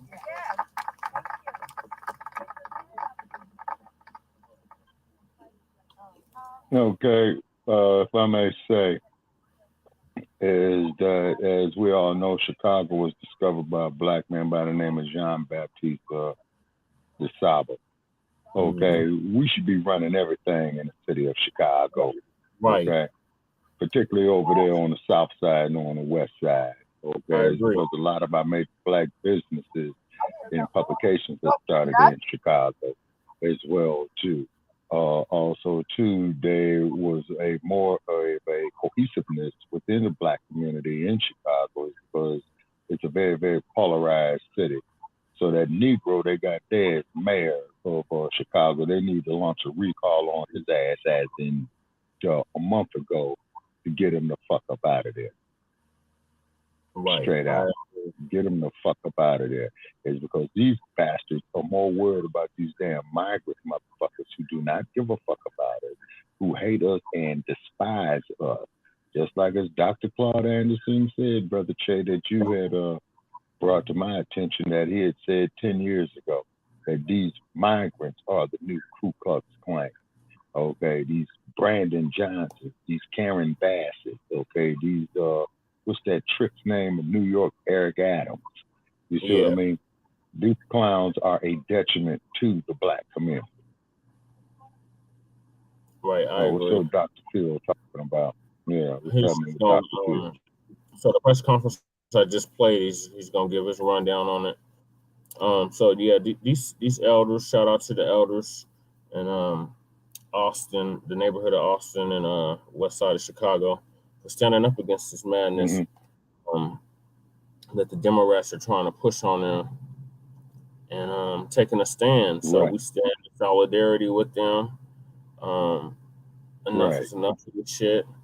You, like the sister said, charity starts at home. If you can't take care of your own citizens, your own residents, your own constituents that voted you in the office, then you need to go. So I hope them and others in the city of Chicago recall goddamn Brandon Johnson, because he needs to go. He's doing nothing to benefit the black Chicagoans whatsoever. He want to prioritize everybody over them, and especially non-citizens at that.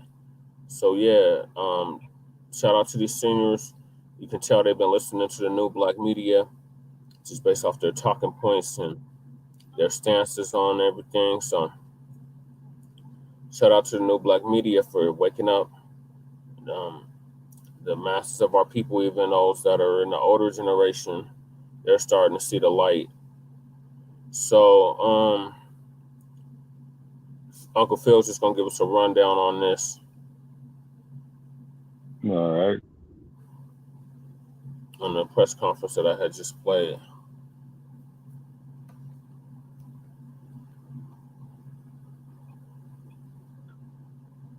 Community in our park hostage for almost 60 days. We couldn't use the park, our kids couldn't use it, our seniors couldn't use it, and they could be more transparent. Hopefully in the future, they will include instead of exclude people.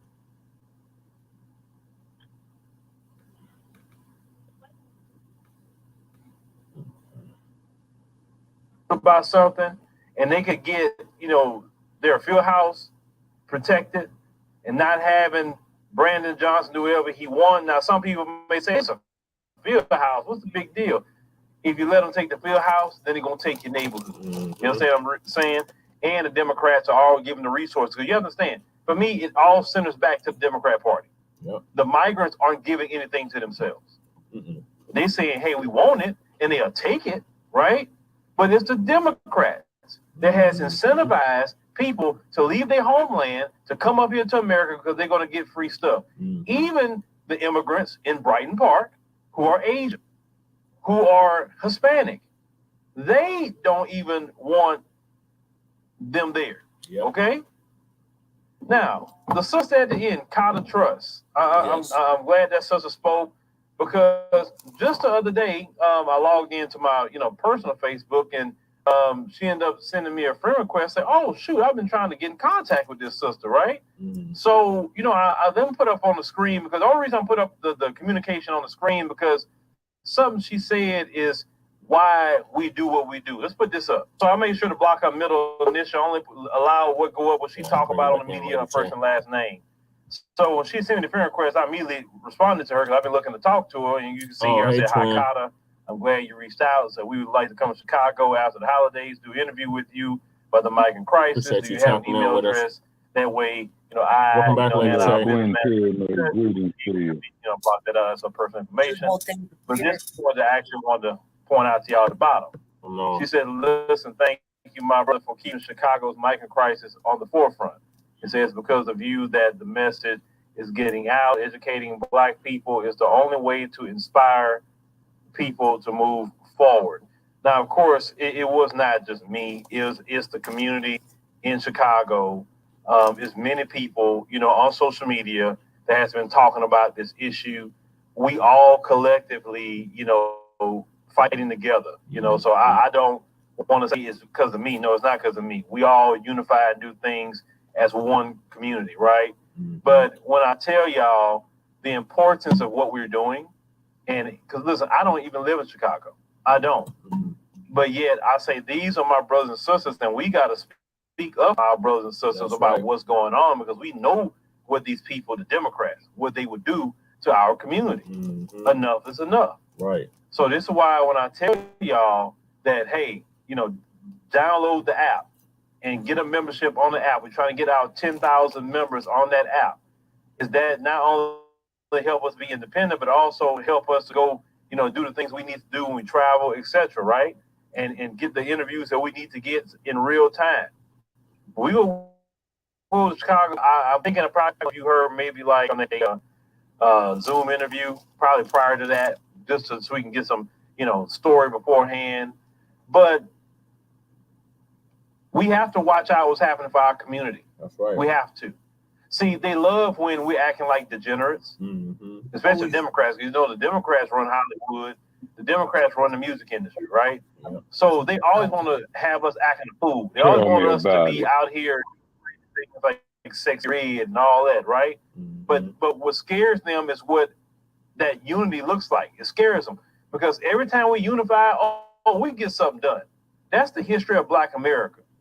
Now, of course, Mayor Brandon Johnson, I know he's not happy about this. He's not happy because he said, shoot, black folks got on code. And what else they gonna get on code about? Because, Brandon Johnson, he's working for the Democrats. Well, Brandon Johnson, he done did it again, ladies and gentlemen. He done did it again. So Brandon Johnson, I just want to show you a clip, before we really get into this. He partnered with the churches, which I have no problem with him partnering with churches. Them churches should be doing more than what they do, right? These churches, a lot of times, are just entertainment places. That's it. They're supposed to be taking sick and shut in, and the homeless and all kind of other things, right? Well, I want you to listen to Brandon Johnson in this clip, and I want you to pay attention to the preacher. Those of you from Chicago that may recognize the preacher, because I have some questions. But let's go ahead and roll this clip because, I just have a few things to talk about. Initiative will prioritize getting pregnant women, children, and all of those sleeping outside of police stations or on the floors into temporary housing as quickly as possible through churches all over the city of Chicago. Funded by $350,000 in private donations, the partnership will initially involve 17 churches, housing up to 20 migrants each. The migrants will live at the churches and be provided food, medical care, and social services, and eventually employment. We're prepared to receive the migrants compassionately, provide clean, warm shelter. Oh my God, this one of them porch house preachers right here. As it says, his name is. Oh Lord, Reverend Hambone Career. Reverend Michael Addy. Oh yeah, I remember him. Yeah, he was one. Remember a couple episodes back, Shabaka, they had the NAACP and all these pastors trying to pacify the Black Chicagoans into accepting the migrants. Yes, sir. Yes, sir. Yeah, he was one of them. Well, fuck him, man, and what we're gonna start doing, Brother Chad Shabaka's Black Experience in Hand, probably after the first of the year, sir, is that we're gonna start putting a lot of heat on these sellout ass black pastors, these no good ass black ass politicians, and we're gonna be turning the heat up on them in 2024 because it isn't an election yet. So we're letting it be known. So therefore, people, get your insults and your hate mail ready in our chat room. We'll be open for our hate mail. We'll be more than happy to read the ignorance. You know what I'm saying? It's because something is wrong. And what I mean by something is wrong is that when I look at all these black-ass politicians, from Uncle Tom Bradley to this clown right here, Eric Adams, I'll be right back. Just my, London I Bridge. gotta go find a aspirin so that my heart hurts. We're back. We're back. Okay. On mute for a minute. Brandon Johnson too. Karen Bass. All these sir, all these no good motherfuckers, man, and I'm making it plain. I am straight making it plain. This is why we are looked upon as a joke, because we elect black officials and they go out there and work for everybody else except us. Mm-hmm. All right. I mean, I just had to get that out. Provide clean, warm shelter, prepared meals, humanitarian services. Responded to criticism from residents of Brighton Park, who say there's been a lack of transparency about plans to build a huge migrant camp on an empty lot. We're not going to break away from our value system because right-wing extremism is sowing seeds of discord in this city. He's talking about the Democrats' value system. Yeah. See, this I is what mean, man, and I hate to have to say this. I can't even see how this brain dead nigga could sit up there and say some shit like this, man. Because he's a yes, boss. Yeah. That syndrome is bad. Boss, we sick. Mm-hmm. And the minister told us about this here over 60 years ago, and this shit is still here 3 generations later. Yep. 3 generations later. I know. It's sad. But this is what it's very sad. And then what happens too, Brother Che, when the rest of the world see how people doing shit like this, this is why they lose and hate us. You know? That's why they lose regard for us. But they hate us because they cannot beat us. Mm-hmm. Yeah, so you see how much money they spending on this shit, right? So yeah, man, that's what's pissing me off. Uncle Phil gonna give us the rundown on this shit. Money came from private donations to help spur this initiative with the churches. I don't take issue with the churches helping out with anything. I really don't, because that's what they're supposed to be doing, right? Mm-hmm. They are tax-free. Yep. Now, you heard with this, they not only gonna get food and a shelter, but they're gonna get medical, which is fine with me, and they're gonna get help finding a job. Now, this is my problem. Why is it when the Chicago migrant crisis happened, now the churches all of a sudden want to open the doors? Once again, it goes back to Chicago back in October. When I told y'all this story before, me and my wife was leaving Gordano's out there, the one not far from Michigan Avenue. And we walked out and we had extra pizza in our hand because we couldn't eat all that. Mm-hmm. I saw someone curled up, looked like, a young girl, and I said, man, I told my wife, I said, that's a young girl out here curled up in this weather.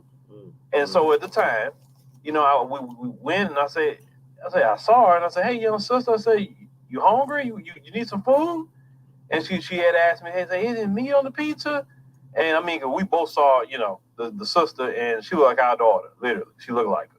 Mm-hmm. And I said, no, there's no meat on there. He said, oh, okay, thank you. And then we end up going right down there to, they had a little shop with donuts, coffee, hot chocolate. So we got some, sweets or whatever. And we made sure to get her like a big 20-ounce hot chocolate, the biggest one they had. And we came back out and said, hey, you want to give you a hot chocolate? She was so happy about the hot chocolate, right? And I told y'all at that moment, I got so angry with Brandon Johnson because him and the Democrats, because it's not just him. I cannot just put it all on Brandon Johnson. Him and the Democrat Party have a anti-Black American policies for sure. Yep. But on top of that, anti-American policies, because they don't care about the American citizens. Mm-hmm. Listen, if Brandon Johnson and the churches want to get every homeless person off the street, they could do it. I'm good with that. Chicago is cold. Mm-hmm. That is the windy city. Yep. Even if, like right now in the filming this video in Chicago, it is 47 degrees. That's cold. We're supposed to get down to 41 degrees tonight. Around 40 at 1 a.m., right? That's cold.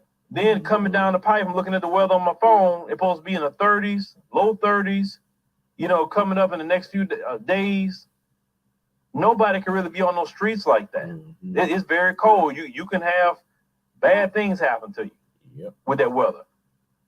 But You say you're going to take 20 migrants, not 20 homeless people, migrants included, but 20 migrants. That's the problem people are having. You're prioritizing migrants and not doing it for everybody. Right. When black folks ask for something specific for them, you say we got to do something for everybody. But when it comes to the migrants, you can easily do something specific for them. Yep. And that's very upsetting when the taxpayers of Chicago say, hey, we don't need our fellow Chicago residents on the streets. Right. Then, because people are upset about this, because people are saying, wait a minute, I need my taxes to go to programs and services for our community. Right. And Brandon Johnson, and he's been repeating this recently, has the nerve to say that the division in the city is coming from right-wing extremism. Where? Right. Where is it? Chicago is a Democrat city, up and down. Yep. What right-wing extremism? I didn't see no right-wingers marching when I was in Chicago. I didn't see no big Trump supporter rally in Chicago, even though they got the Trump Tower over there in Chicago. Real nice spot. Boy, that's a real nice spot. Trump got a good property there, especially off that waterway. I didn't see any of that. I seen a Palestine protest when I was there, blocking all the streets and all of that. I seen that. But I did not see a bunch of Republicans out there acting a fool. When you say right-wing extremists, that's what you're talking about. People acting a fool, people that's, hardcore zealots for Trump. Because you got people that support Trump and you got zealots, right? So you're talking about the zealots. What are you talking about, Brandon Johnson? So you mean to tell me that the Asian community in Chicago, it was right-wing extremists did that when they're upset about you trying to put a camp in Brighton Park where they live? What about the Hispanic? They had a person waving a Mexico flag. Did y'all see that? Waving a Mexico flag. And they Mexicans don't want the migrants in their area either. You know how some of them feel. They say, wait a minute, I came over here, they didn't give me nothing. They told me I had to get a job and provide for myself. How is it that they get to jump the line? How is it that they getting rent paid and all this, sympathy? But when we came over here, we had to go work 18 hours to go provide for our kids.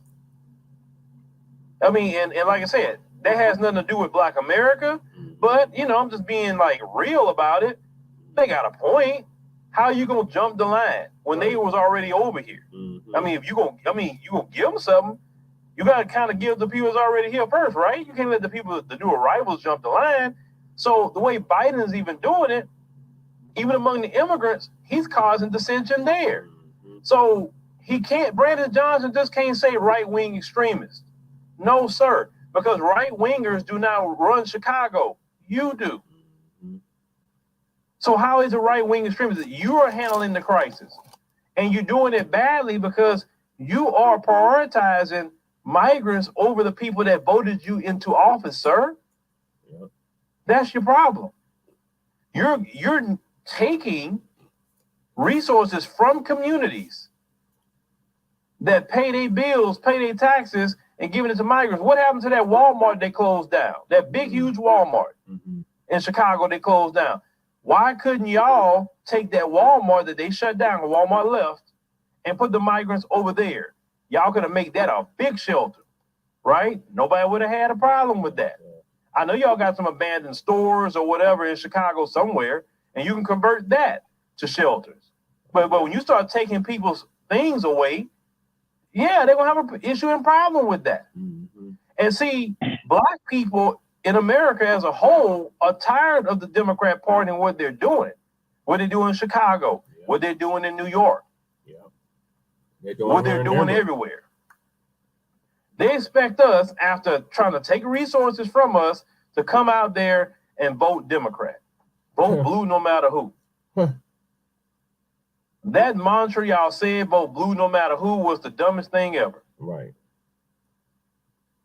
Black America is saying this: I'm tired of y'all taking resources away from me. What about our kids? Right. Now, mind you, I have to side with Brandon Johnson on this because I actually got to see it. Should babies be on the streets in the cold? No. Shit's Should crazy. pregnant women be on the streets cold and all that? No. But this is what I'm going to say on the flip side. In your homeland, it don't get that cold. Right. You remember I covered the podcast where the dude said that he'd rather go back to his homeland and be on the street in his homeland than be here in Chicago? Yep. Because it's way too cold. It don't get cold like that in Latin America. Especially in Venezuela. It don't get that cold. So what's going to curb the crisis for Chicago is the weather. Because that windy city, if you're not used to that, that is something. That wind chill factor and how that wind cut right through you. You don't have to snow in Chicago for it to get you. Right. But this is a policy of the Biden administration, open borders. And so when people say, well, you get what you vote for, of course, you didn't vote for open borders. I understand that. You didn't vote for the Democrats to be taking your resources away from your community. I know you didn't vote for that, but they say you get what you vote for because they were pretty loud about their open border policies. They didn't bait and switch you. They're very loud about it. Like they're very loud about LGBT and everything else they're loud about, right? The Biden administration has prioritized everyone else outside of Black America. Yep. You remember he signed the Asian hate crime bill. That was right after he got into office. Yep. He signed that. Right after, like that was one of the biggest punches in the face to the Black man and woman of America who need a hate crime bill. He lied and said he'd have our back. He lied. This man gave so much money to Ukraine and still giving money. Somebody just said the other day, Zelensky just bought a new yacht. I'm pretty sure he did. Off of American taxpayer money. I believe it. The Ukrainians are being flown into here quietly and being put into the white communities and given the Social Security funds. Social Security. They didn't work for Social Security. Right. You see, this is what we talk about reparations. They can know how to find money in the millions. We just covered the other day when Biden talking about committing about $1 billion or so to all these other countries in Latin America and even giving money to the Venezuelans, giving money to the migrants here. Everybody gets money. No study, no act of Congress, no law sign. We talk about reparations. Well, it's going to be hard because the Democrats and the Republicans are going to have to get on that. But, you have to vote more Democrats in because at least with Democrats, you have more of a chance of getting reparations, right? But when it's time to spend money, nobody gets to study. Nobody has to vote somebody in. Matter of fact, these other groups don't even have to vote. The Asian community in this country has never voted in the level Black people have voted. But we are the only group that they can use historical references, ancestry, and shaming tactics. Because think about it. With Black America, when you say, you know what, you benign neglect me, I'm benign neglect you on election day. Don't worry about it. We good. We try again in the next 2 to 4 years. And once you give me something, then I'll show up. Well, you're wrong because your ancestors died for you to vote. They can't tell that to Hispanics. They can't tell that to Asians. They can't tell that to whites for sure. They can't tell that to Arabs. They can't tell that to no other group. So when they come to these groups, they can't guilt them saying your ancestors died. They can't use photos from the 1960s to pull on their heartstrings because that's our people, right? They have to come to them and say, okay, this is what we're going to do for you to get your vote. You understand? So it forces them to give tangibles to these other groups. With us, they don't have to give a tangible because we still allow them to play on the heartstrings and say, get out there and vote because your ancestors, they'll feel bad. They'll turn over in their grave. Everything they'll say, our ancestors. Do not allow the weaponization of our ancestors to get you to go out there and vote for Biden and them. You don't go out there and vote for nothing. Right. At this point, voting for Biden and them, when we know we're not going to get nothing out the deal, I look at that as they pulling a scam. Yep. Because at least other groups, when they go vote, they get something. Mm-hmm. Right? Think about it. If you gave your money to somebody for a good or a service, mm-hmm. and they never gave it to you and scammed you out your money, there's at least laws on the books where you can get your money back or even get them criminally prosecuted for scamming you. Now, of course, we don't give money unless we choose to, but they get our vote and don't do nothing. Or is you somebody say, okay, give me some money and I'm going to invest it into this for you, but they take your money and then they go splurge it somewhere else, or they give it to other people, right? Mm-hmm. That can even get a person in trouble when it comes to money, because that's scamming, right? Yep.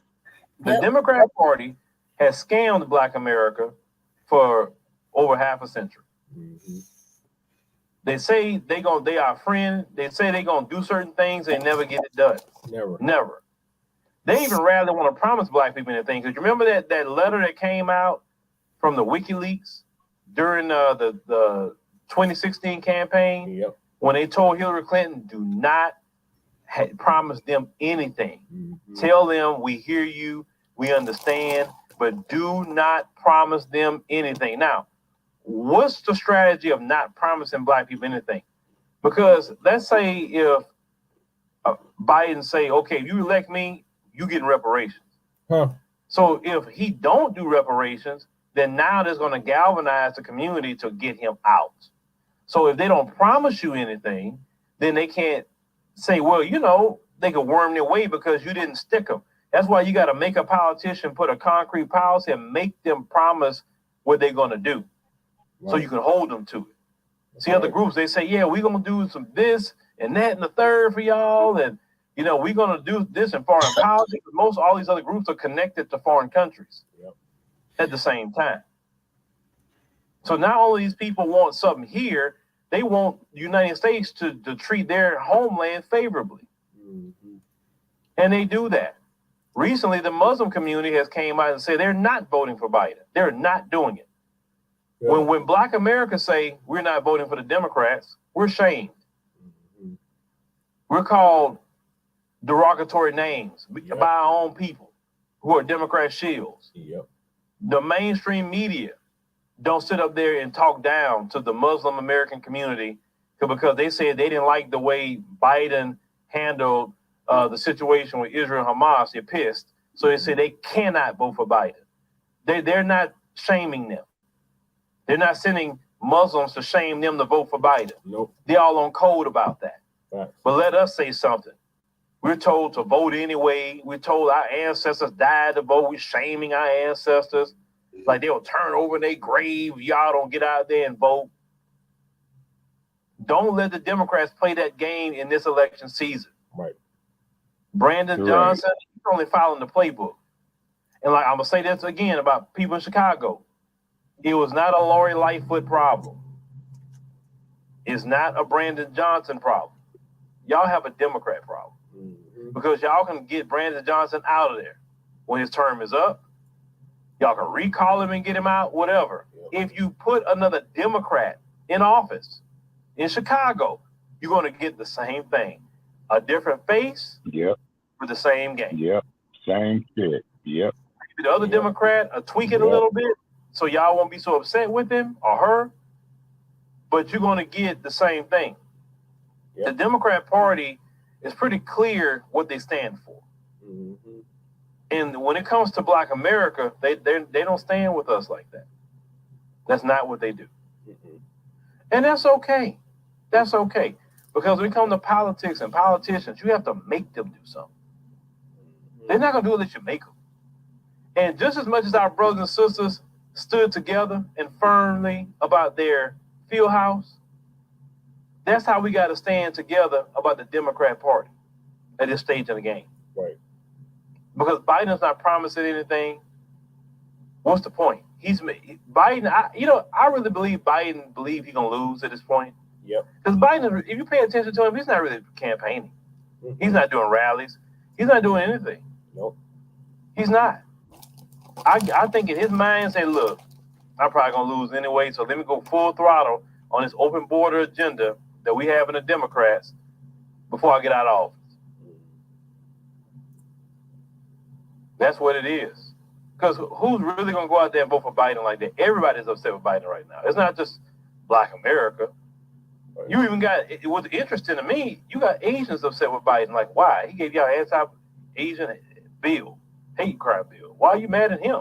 Right. If Biden would have gave that to us, Biden would win very easily. Because we'd all, listen, if Biden gave an anti-Black hate crime bill when he first got in office, I would go vote for Biden. I say, okay, man, Biden got us some protection for it. Okay, I'm cool with it. Mm-hmm. If Biden was papering up the Black America like that, on top of giving that, I'd be like, yeah, I got to support Biden on this one because, he's trying to take care of Black America. But that man's not trying to do anything. He's a believe in tokenism and symbolism. Mm-hmm. That's it. That's as much as we going to get. Ketanji Brown Jackson, they talk about some Black federal judges.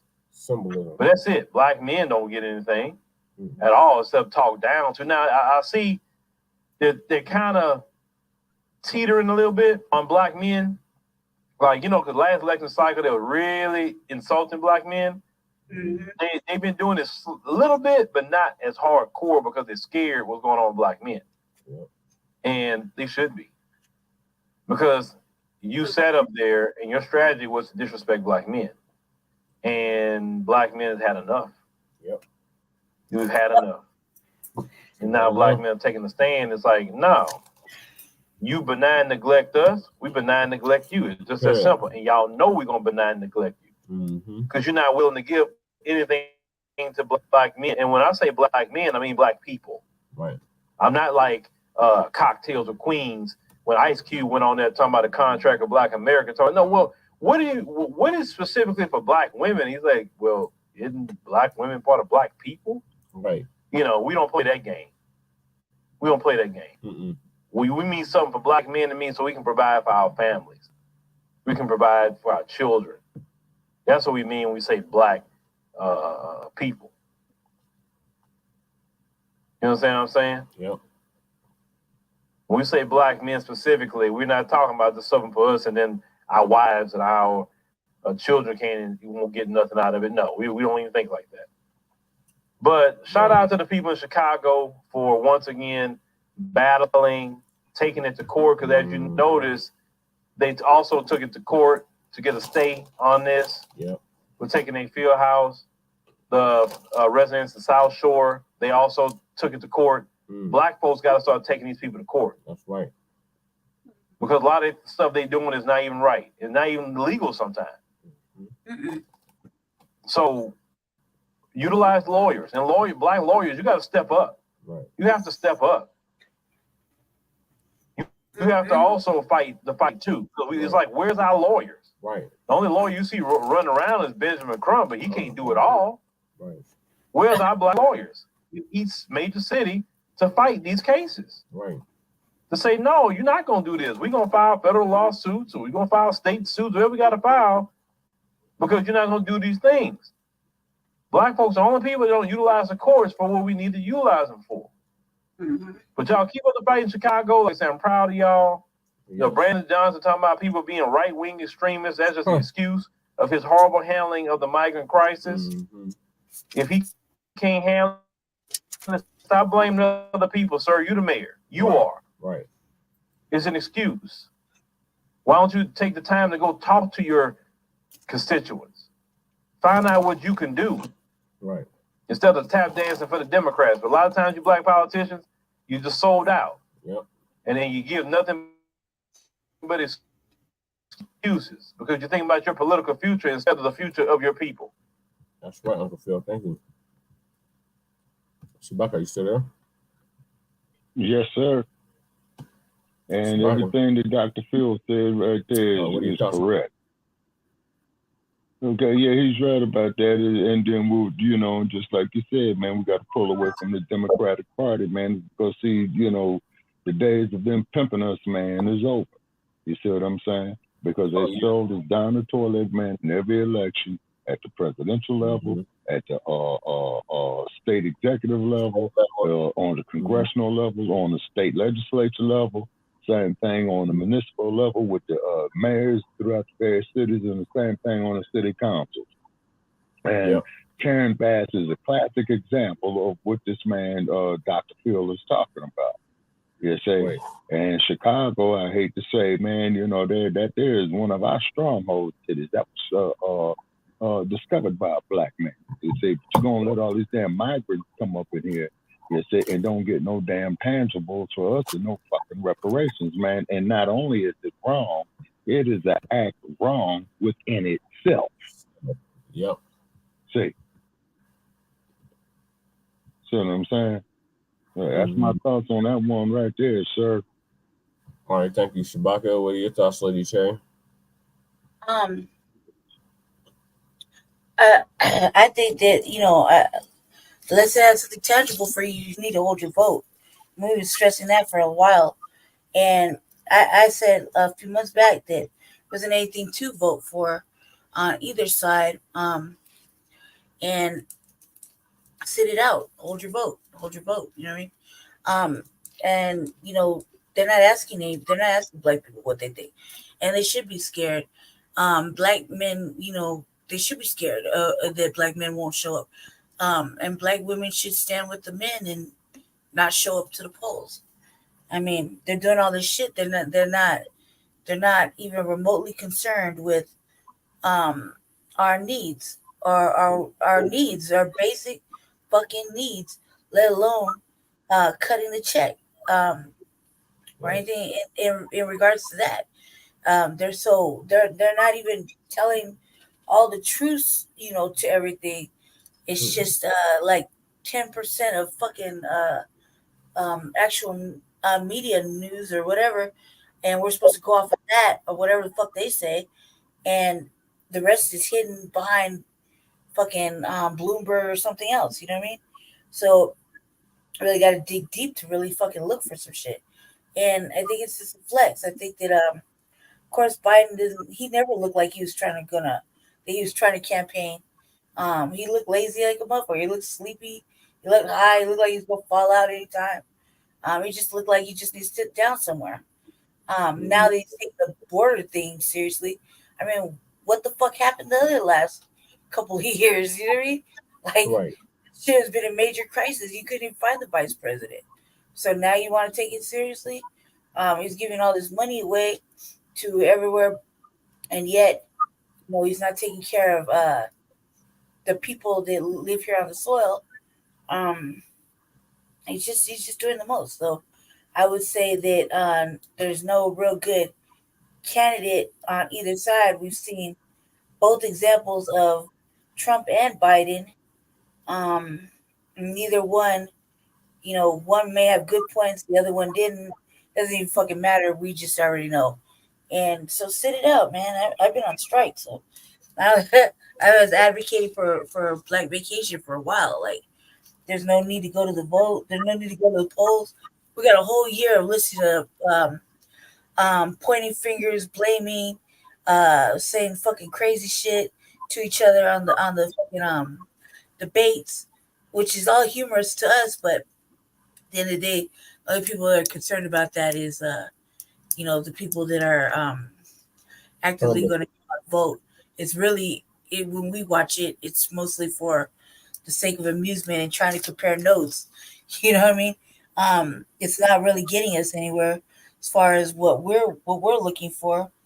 They're not speaking our language, not even remotely close, and we just sit it out. Fuck it. I said sit it out. That's pretty much what I gotta say about that. All right, and my thoughts are shout out once again to the Black Chicagoans, the FBA especially, Black Chicagoans that stopped Brandon Johnson from turning their community park into a migrant shelter. Right. And it's a damn shame they had to take his ass to court, had to sue the city of Chicago to get a stay on it. Yeah, that's really bad. And the sad part about it is, you know, Chicago is one of our stronghold cities, you know, as Black people. You see what I'm saying? And it was discovered by a Black man, as we already know. And for this ass scratching, brain dead, oh man, It's just sickening, man, of how these black ass politicians, man, have regressed. You see, when it comes to our self-interest. You see what I'm saying? They want to go out there, man, and be for everybody else except for their own people. And then the cold part about it is that these other groups go out there and they laugh at these stupid, dumbass, black-ass motherfucking Uncle Toms. You see what I'm saying? And I got to say that from crying. You see what I mean? And then like I said, if Chicago was one of the cities, just like Detroit and Cleveland, of where our people migrated to from the South, my family included, you see what I'm saying? You know, to get jobs and to escape the Jim Crow South. Yeah, exactly. You see what I'm saying? So in a way, I said, how the hell we migrants and we just moved from one part of our country that we built to the other? How the hell are we migrants? And then they said, oh, we got help. Yeah, exactly. We didn't get no goddamn help. No, you didn't get no damn help. Grandparents, they scratched out whatever little cents money they had and went north. Exactly. You know, looking for a quote unquote better life. But what happens is when they hit Cleveland and Detroit, Chicago, and Buffalo, New York, you know, all the unions, you know, didn't allow black men to work for them. Your plumbers union. Your plumbers union, your carpenters union, your ironworks union, your auto workers union, mainly for those in Detroit. Those in Chicago, mainly the bricklayers or the masonaries, because, you know, all the houses in Chicago are built out of brick because they changed the city ordinance on that in the 1860s when Mrs. O'Leary's cow kicked over the lantern and you had the Great Chicago Fire. You see what I mean? So that's why all the buildings there are built out of brick, mainly the residences. You see what I mean? And, you know, and we go up there, man, spill our blood in wars for this country. So this is why we appreciate the heavyweight champion of refusing induction in 1967. Then not to mention of how the educational systems is systemically fucked up there, just like our colleagues over there in Milwaukee say with outlaws, you know, with the educational systems in Milwaukee, Cleveland, Los Angeles, Denver, Colorado, Philadelphia. You see what I'm saying? Oakland, California, San Francisco, you know, because they're coming up here with all this alphabetized agenda bullshit as opposed to teaching our young men to be men and to stand up for the communities and build the communities to make them self-sufficient. All these other groups do this. How come we can't? Now, so for all you bums out there with your hate mail, be sure to hit us with it. You know, we're very, very interested in and laughing at your ignorance and what have you. But however, we do expect those that come up with intelligent conversation and reasoning. But all you OTBs out there, man, you all got to go hold your own nuts, man. Period. Yeah, and OTBs means other than black. We can't do it for you no more. We cannot take for you motherfuckers no more. We cannot do it. It's because our very fucking existence as black people here in the United States of America is in jeopardy. And particularly with that sick ass institution out there called Hollywood. Sexy red and all that old type of shit. You know? Yeah. You get no argument from me, Shabaka. So I'm gonna move us along because Mr. Sandman's starting to creep in on me. Yeah, I gotta go. Yeah, man. I actually have to go because I gotta go get ready for the doctors tomorrow. Right. Okay, and then whatever topic, and then Brother Che, whatever topic. Lady Che, before you go, what are your thoughts on what we just went over? I get it to you, man. Oh, okay. All right, so the next topic is T.I. and his son get into a fight at the Falcons game. Yeah, I heard about that. That's sad. Before you go, okay. huh?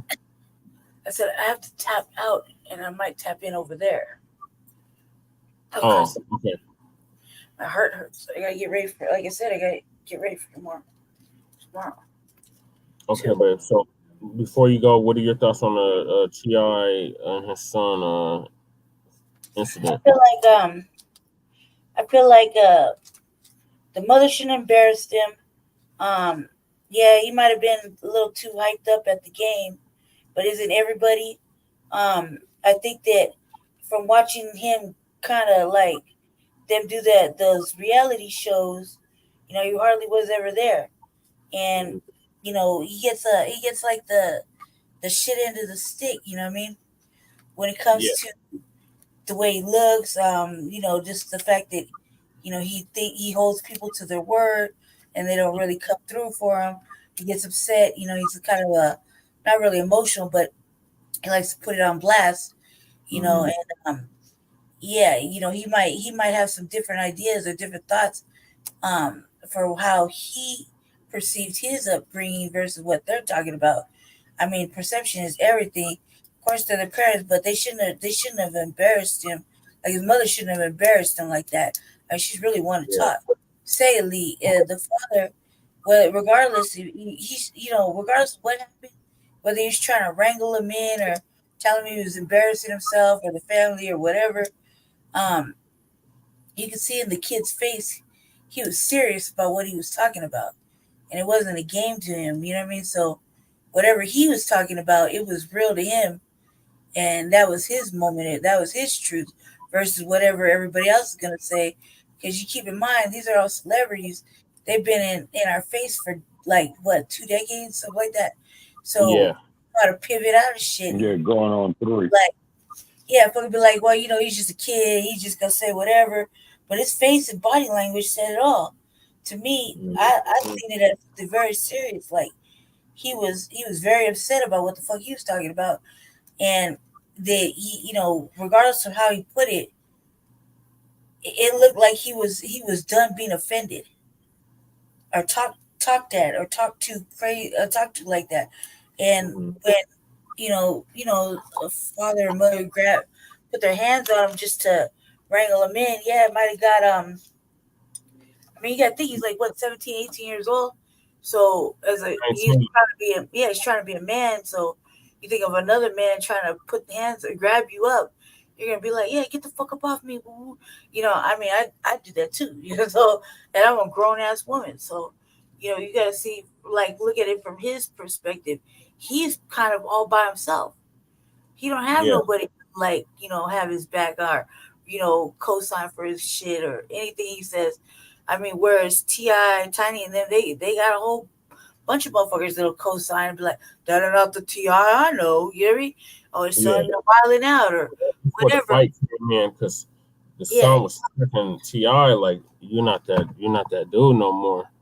And well, his son was basically just looking at it like, well, regardless of what was said, it felt like to me that his son was like, I see you, I know you without the cameras. Mm-hmm. And I'm telling you, you're not that. Like it, and even if he felt like it was just him, and it felt like it was just him and T.I. having a real argument, not him and everybody else. You know what I mean? And they shamed him, they embarrassed him, and of course he's gonna feel kind of emotional. He's a young man. I was to say this too, like, he really wasn't all that like present in all those little reality TV programs. They had like 2 or 3 of them. He wasn't really all that present, and when he was present, he wasn't really a pleasant fixture in the house. Kind of moody. So I would just say that he's one of those type of kids you don't want to play with all the time. He's probably too serious, or he's not the one to play little games with. Like, he doesn't look like it. Not that he's like too gangster, that he just looks like he's just too serious, and he don't like being toyed or talked to crazy. And I think that when he put his hands on him and he wanted to tussle out of it, I don't think that anybody was really trying to pull them apart. They kind of just let T.I., I had a father too, but you try to get buck with him, you try to wrestle you down too. Like, hey, you gonna go do that? Well, it depends. Some people are just not gonna want to be dealt with like that anymore. And you see, like he's always getting fucked with. That kid is always getting fucked with. He's always getting shamed in the media. He's always getting laughed at. He's always getting picked on by either the way he looks, the how light he is, to his fucking mother's fucking features. You know what I mean? He's always getting fucked with, and he just probably had enough. You know what I mean?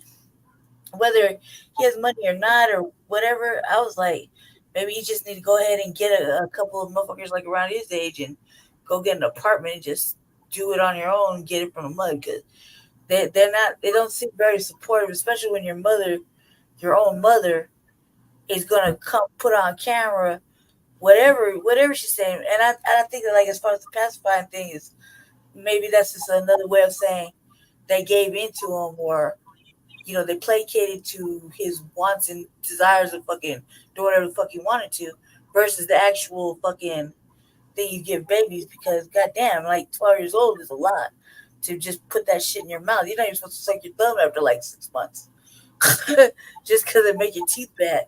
So I doubt they were really that. And even if that was the case, you really got to look at them. They allowed that shit. If that was the real case, I think it's more metaphoric. Like, his grandma just let him get away with fucking whatever. You know what I mean? Let him just do whatever. Like when you say pacifying, you know what I mean? But if it was a case of a real life pacifier, I would blame the mother and father. He really does. He really did have to. He really did. That's why he got an overbite and an underbite. Either way, that's shit ass parenting right there. You need to look at yourself. Mm-hmm. Where you're there disrespecting somebody who really, you can take that shit out of his mouth. You can take that shit out of his. I mean, first of all, you shouldn't even have it after like a year or something. Like a year is like pushing it. You I think he has some health issues that where he had to had the pacifier much longer than, or the bottle much longer than he was supposed to. That's a long motherfucking time. After like 2, there's really no fucking excuse. Like you got a juice cup. You know what I mean? Like you evolve to other things like juice cups. I mean, I can speak from personal experience of having a child or two in my lifetime. And first of all, those things are like, they fall on the floor, they fucking get hair on them, they're disgusting. So, my heart. I'm just saying, you gotta blame the parent. Regardless, 12 years old is a long fucking time to have anything in your mouth. I mean, give that motherfucker like a carrot or something else like celery. There's some other shit other than, because it's a real bad look for you as a parent. Right. You know what I mean? So while you are clowning them, you should really be worried about yourself. Because Right. that's an ugly ass look that you're not only saying family business outside, but you're shaming him, and then you're putting yourself out there to look like a fucking garbage ass, trash ass fucking parent that didn't give a damn and just let him fucking have a thing that's meant for brand new babies till like a year old. You never started him off of that, but he drinks fucking sodas and juice and shit in a regular glass. I mean, what the fuck's wrong with you? You see what I'm saying? Yeah. But I think that the little boy, he should just, if anything, he should just keep doing what he's doing and stay away from him. Just because they're not gonna vibe, because there's some they don't like each other. You really see it. They really don't like each other. They haven't liked each other in a long time, and he should just he's just trying to make his own way. He's not getting the respect that he thinks he's entitled to based on who his parents are or what whatever. And I was like, man, my advice is go make your own shit and fucking show them. You know what I mean? Yeah, but remember, he was like, I stand on business. Probably on what he was talking about, like what he's saying, but I think that he can make his own way. I mean, I've seen many motherfuckers just say fuck it and leave and never go back home and just go make their own fucking life because their parents are just, they can't handle it. You know what I mean? They never seemed like you liked the old boy. I mean, they always kind of have some tension. This from the outside looking in. even if he did standing on whatever he's talking about, that's who are we to say if that's true or not? You know what I mean? I mean, we barely see the little motherfucker anyway.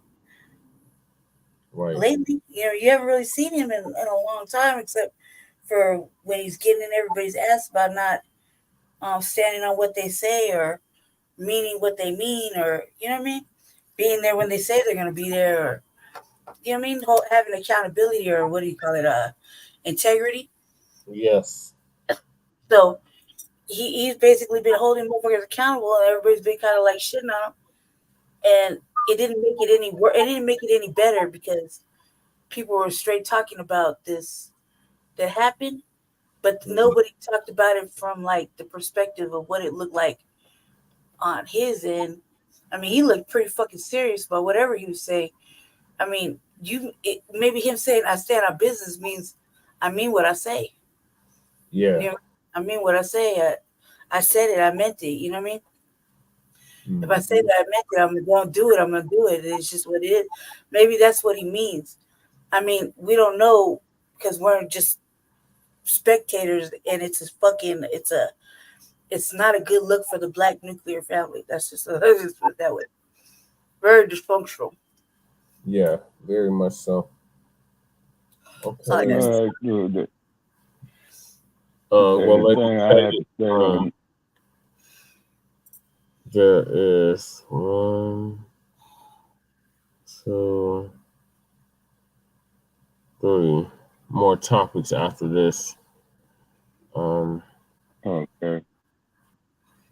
So we got Jonathan Majors begins his trial in New York City after numerous delays. Right. Eric Adams is now facing or about to have a sexual assault case. And then we got our Unhoused Neighbor News and Unhoused Neighbor Tweets. All right. Okay. Well, first place with Eric Adams is fuck Eric Adams. You know what I'm saying? And hopefully that bastard falls. I wanted Lady Faye's thoughts before she go because I'm just going to go switch over to the tablet. Oh, all right. I'll be right back. So whatever you're playing. I'll get to the TI part and then just tap on when you get on the tablet. Yeah, I gotta go over there for a minute, just for a minute. So I'll be right back.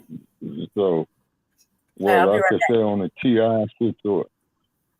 Okay. Well, I'm gonna play for Professor Black Truth, Shabaka, because let's hear Professor. Professor had an awesome take on man is starting to work on all of us. Yeah. Family and fellow soldiers. I'm the Professor, and this is the moment of truth. All right, we're talking about entertainment here, but only because I think that there's an object lesson that can be gleaned from some of this. So what's the story here? T.I. Harris and his family were at a Falcons game in the Skybox, no less. They were live streaming this family outing, and no, I'm not going to be showing the video because it was an embarrassment to watch. Yeah, for those of you who don't know, the upshot is that T.I.'s son, King, who he had by a white woman, apparently was feeling that he wasn't being taken seriously. So instead of watching the game, he wanted to try to get some street cred in the Skybox at a football game. There may or may not have been alcohol involved. Okay, so he began yelling and arguing with someone that he didn't have a silver spoon in his mouth just because he was a rich kid. He said that he lived in the hood because he lived with his grandmother. And that was when the mother came on camera and said that the boy lived with his grandmother because he had been sucking a pacifier until he was age 12. On a side note, if you got a child who has a case of arrested development, aren't the parents supposed to step in to stop that kind of behavior? Anyway, his mother humiliated him, and the young man got indignant and loud, and T.I. apparently had to literally shake him to get him to calm down. They got into a physical altercation. I don't think any blows were struck, but still. This is the result of a young man from a well-to-do background who simply can't reconcile how the family makes their money with how he's supposed to be moving. Dad made his money as a gangster rapper. And the son apparently wants to prove that he's up to snuff as far as dad's concerned, because at the very least, his father's taken seriously. This is the problem of a child needing to grow up in a different shadow from his father. Even Ice Cube, who has made a disgrace of himself recently, he didn't have this kind of problem. His son has been trying to make it in Hollywood, just like Cube has been making those low-budget straight-to-video flicks. But then again, Cube's father made a lane for his son. No shade to T.I. necessarily, but this is the result of the young man not having it drilled into his head what his lane is supposed to be. He goes to school, hangs out with friends, and the shadow of his father's profession follows him there. Dad raps about the streets, and here his son is a suburban kid. Why isn't that good enough for him? Because the father reflects on the child, and Dad's rapping about the streets. People will see his son living the opposite and give him a hard time about it. His street guy persona comes off as fake and phony, like those white suburban kids who try to act like they came from the hood. Why do they do that? It's because they all want to be taken seriously. The street dudes they see from the black areas of town are taken seriously simply because of how they carry themselves, who they are, and what people know that they will do. That's because they're living the street life, and that being the case, every day is a new battle, and you better be ready for it. But these white suburbanites, they see these guys as being connected to real life. Yes, they're also connected to real deaths too. But they don't care. These white suburbanites are wondering, how do they get people to take them seriously like that? So they imitate these other people, which is just as well, because it's either that or commit a mass shooting. But that's where this is coming from. The children of celebrities usually have big problems trying to find their identity. They don't really exist themselves. Whenever people talk about them, they get referred to as so-and-so's son or the child of such and such celebrity. They only exist as an extension of their famous parent. Their parent is who defines the entire family. But what happens when the parent's way of making or the surroundings they gave their children directly clashes with the path that the child is supposed to take in life? If this young man was being groomed to take control of the family business, not rapping in these, but whatever other income sources T.I. and his wife have been developing, then I don't think we'd be seeing this from him at all. And this isn't the first time that he's been in the news for getting loud and rowdy. Apparently, he actually threatened some worker at the Waffle House, something about a pickle being missing from his order. You know, it's a very weak individual who every time you look up, they're constantly talking about how they're having arguments with people and they went to this or that business and they didn't get this right. It's weak people who look for opportunities to try to flex at the local Waffle House or what have you. But again, this has all been happening under his parents' nose. They've known about it. Why hasn't anyone pulled his coat before now? Personally, I think the parents are as complicit in his outburst as he is. This child was allowed to grow this behavior. And the mother stepping in to clown him on camera, that came off as an immature relationship with her own child. She was treating him like a teenager teasing one of her peers, instead of a mother looking to correct her child. You can tell his parents raised him more like they were his friends than that they were his parents. And I understand full well that a lot of us were raised by abusive parents, people who mistreated us. That being the case, a lot of people overcompensate when it comes to raising their own children. They react by deciding that since mom or dad or both were so hard on them growing up, they would do the opposite. They wouldn't be so hard on the kid. That's an overcorrection, and we need to understand that. But also, when he started deciding to get loud or whatever, the cameras should have gone off. This culture of living our lives through TikTok and Instagram videos, every minute of everyone's life has to be posted online regardless, that has to stop. And as far as the mother holding the young man up for ridicule on a live stream, why didn't they just cut off the video when he was acting up? Why make a show out of it? The child reflects poorly on the father as proof that he doesn't respect them. But the parents can also reflect poorly on the child as having set a poor example. Looking at the multicolored dreads and how this young man's dressed and talking and how he tries to come off as a thug, he's cosplaying, but he was allowed to grow into that behavior. Though I'm sure that we can all agree on one thing. Considering the opportunities that this young man was born with and the fact that he's got resources that the vast majority of Black people can only dream of, it's a disgrace what he's doing. Every generation of Black children has to start from zero. This is why poverty is generational among our people. When parents don't focus on leaving an inheritance to their kids, their children have to start from scratch. And that becomes harder and harder in a world where the competition is only becoming more fierce. But there's also another factor that works against generational wealth. This is from the son's point of view. You probably heard the old saying about the first generation starts the business and the third generation closes it. That's because the first generation knows what it means to have to claw a future out of the cold, dead earth. That first generation doesn't want their children to have to go through the same things, though, because it was traumatic. Frankly, most of the time, the parents were merely trying to survive. So they try to make sure that their children have a cushier life than they did. That can become a problem when the child is not exposed to the real world. The child needs to have hardships in their life so that they can understand that the world is not an amusement park. Of course, nobody wants the child to grow up with emotional scars from having to claw their way out of poverty. But if that child does not understand how tough life can be, they're going to fall into poverty because they were coddled and pampered. That being the case, the child needs to be carrying those hard experiences from the lessons they learned, having to make a better life for themselves, as opposed to living the rest of their lives broke because they didn't realize what the money meant in the first place. It must be impressed upon a child how important it is to learn the family business and to protect it. While the parents can do their most to impress that upon the child, it's harder to do that with grandkids who are usually trust fund babies at this point. Having never had to work, all they know is how to spend money. They were never made to have to learn how to run the business or to grow it. No one took the time to teach them that the business is the only thing sustaining the family, and that if they blow it, the family goes right back to zero again. So the trust fund grandchildren usually wind up running the family business into the ground. What are they preparing this young man for?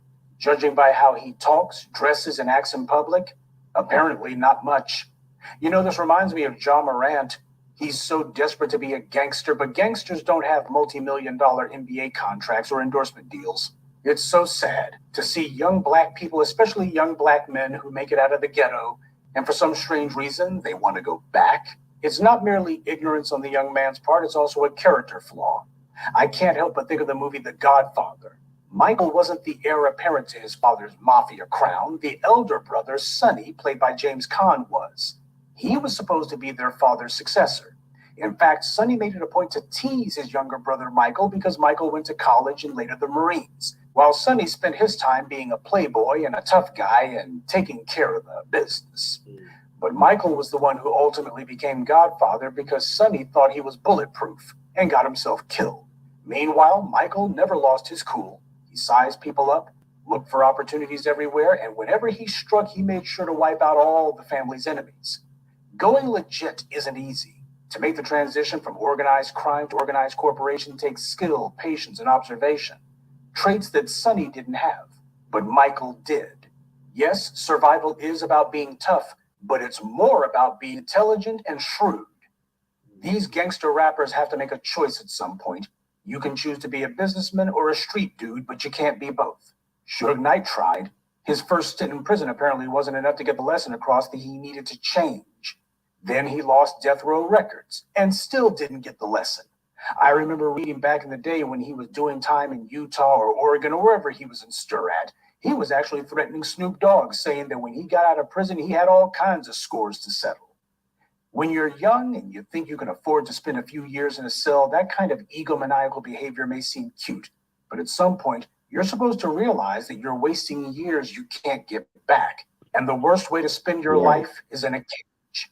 But apparently he thought it was worth it, so he killed a man, and now he's serving a 28-year sentence. 7 years down, only 21 more to go, though he does become eligible for parole in 2034. But Suge Knight is 58 years old now. He's lost a decade of his life in prison, and it's not like he had any big business ventures going on the outside. What will he have when he gets out? A punked-out senior citizen ex-con with no prospects. You know, he collapsed in court when the judge hit him with that $25 million bail, and he was crying at sentencing. I can't really blame him. To have one's entire life blown away in an instant, the older you get, the less cute being in prison becomes.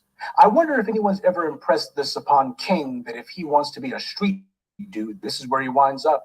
He thinks he's not being respected now. Let him have to eat a 28-year sentence. See if anybody respects him then. But that's what happens when you decide you're not going to cut ties with the street life. Dr. Dre saw the writing on the wall. So did Ice Cube and Snoop.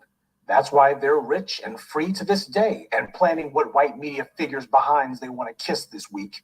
But I suppose that does beat spending your golden years taking prison showers with a bunch of other dudes and staring at the same four walls every day while wondering what, if anything, you'll do, supposing you get out.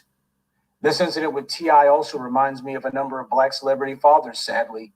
50 Cent's another case. His son trying to imply that he was a deadbeat dad, not because he didn't pay child support, but because the son said that it wasn't enough.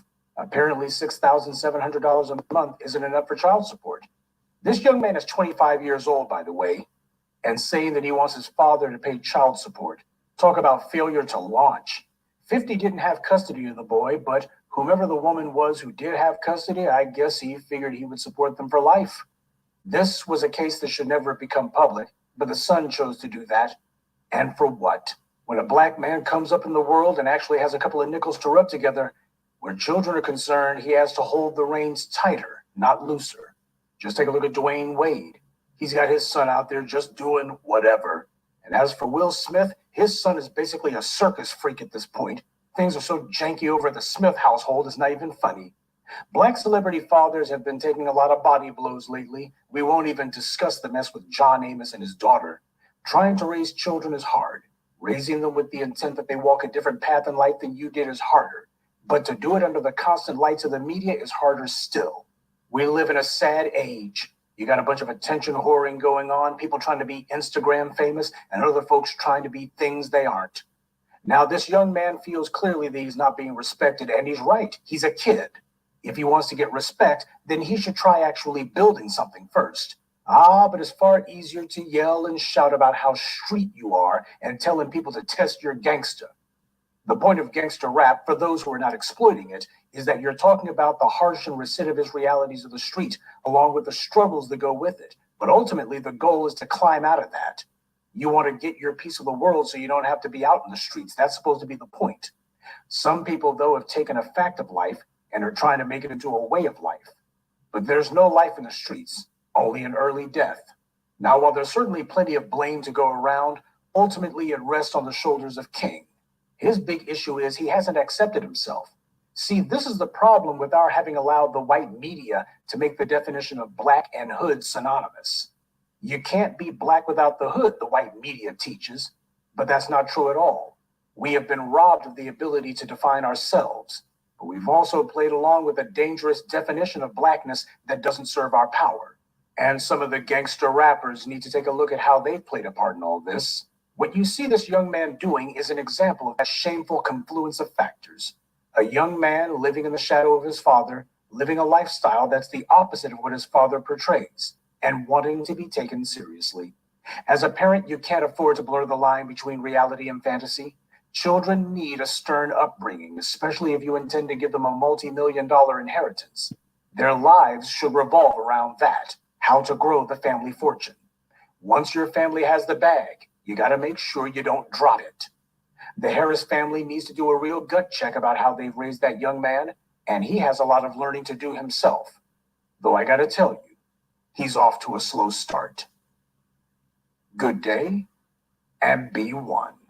I'd like to take a moment to mention some of our contributors. Shabazz, Gwendolyn Langston, Envision That, Lawrence Shaver, and Joshua Daniels. Salute to them and thank you to everyone for listening, liking, and sharing this message. Black empowerment only exists because of you.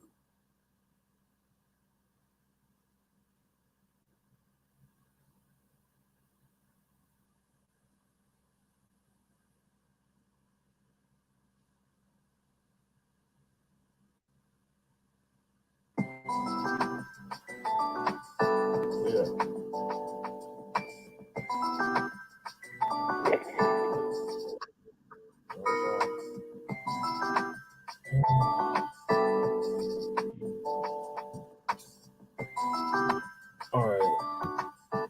So, Sandman is definitely creeping in, y'all.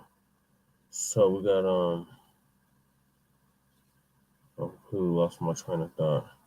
Okay, so there's the whole T.I. thing. Man, yeah, and with T.I.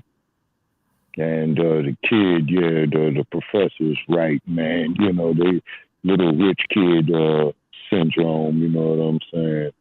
Basically like the little spoiled brat, you know, got beside himself.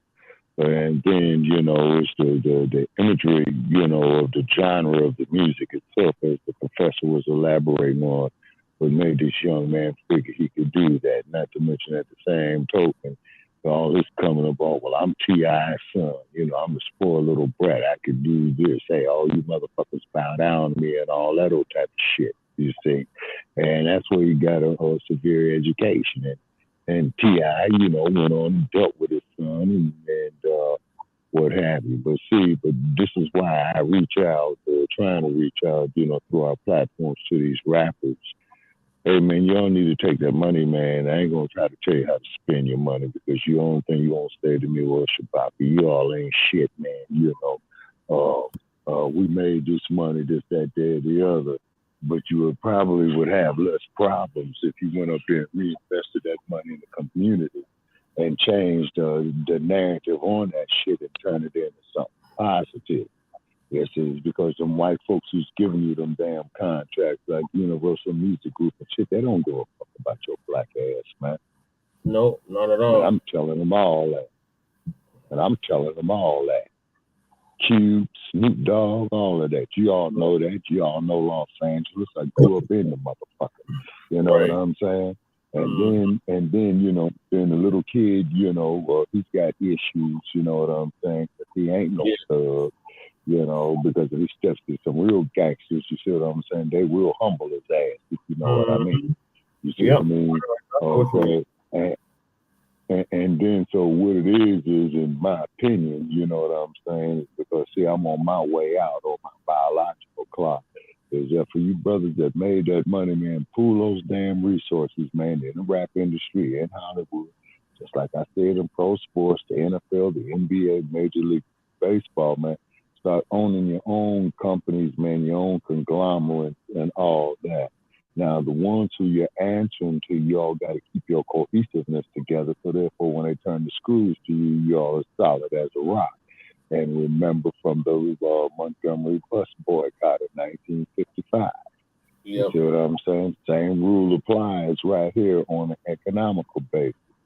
Just like that fuck who said for the Washington Commanders, well, if you niggas don't like what we're doing, form your own teams. Go right ahead. And I'm so glad to see the Commanders get the living dog shit stomped out of them, too. Every time they lose, I rejoice just for that shit.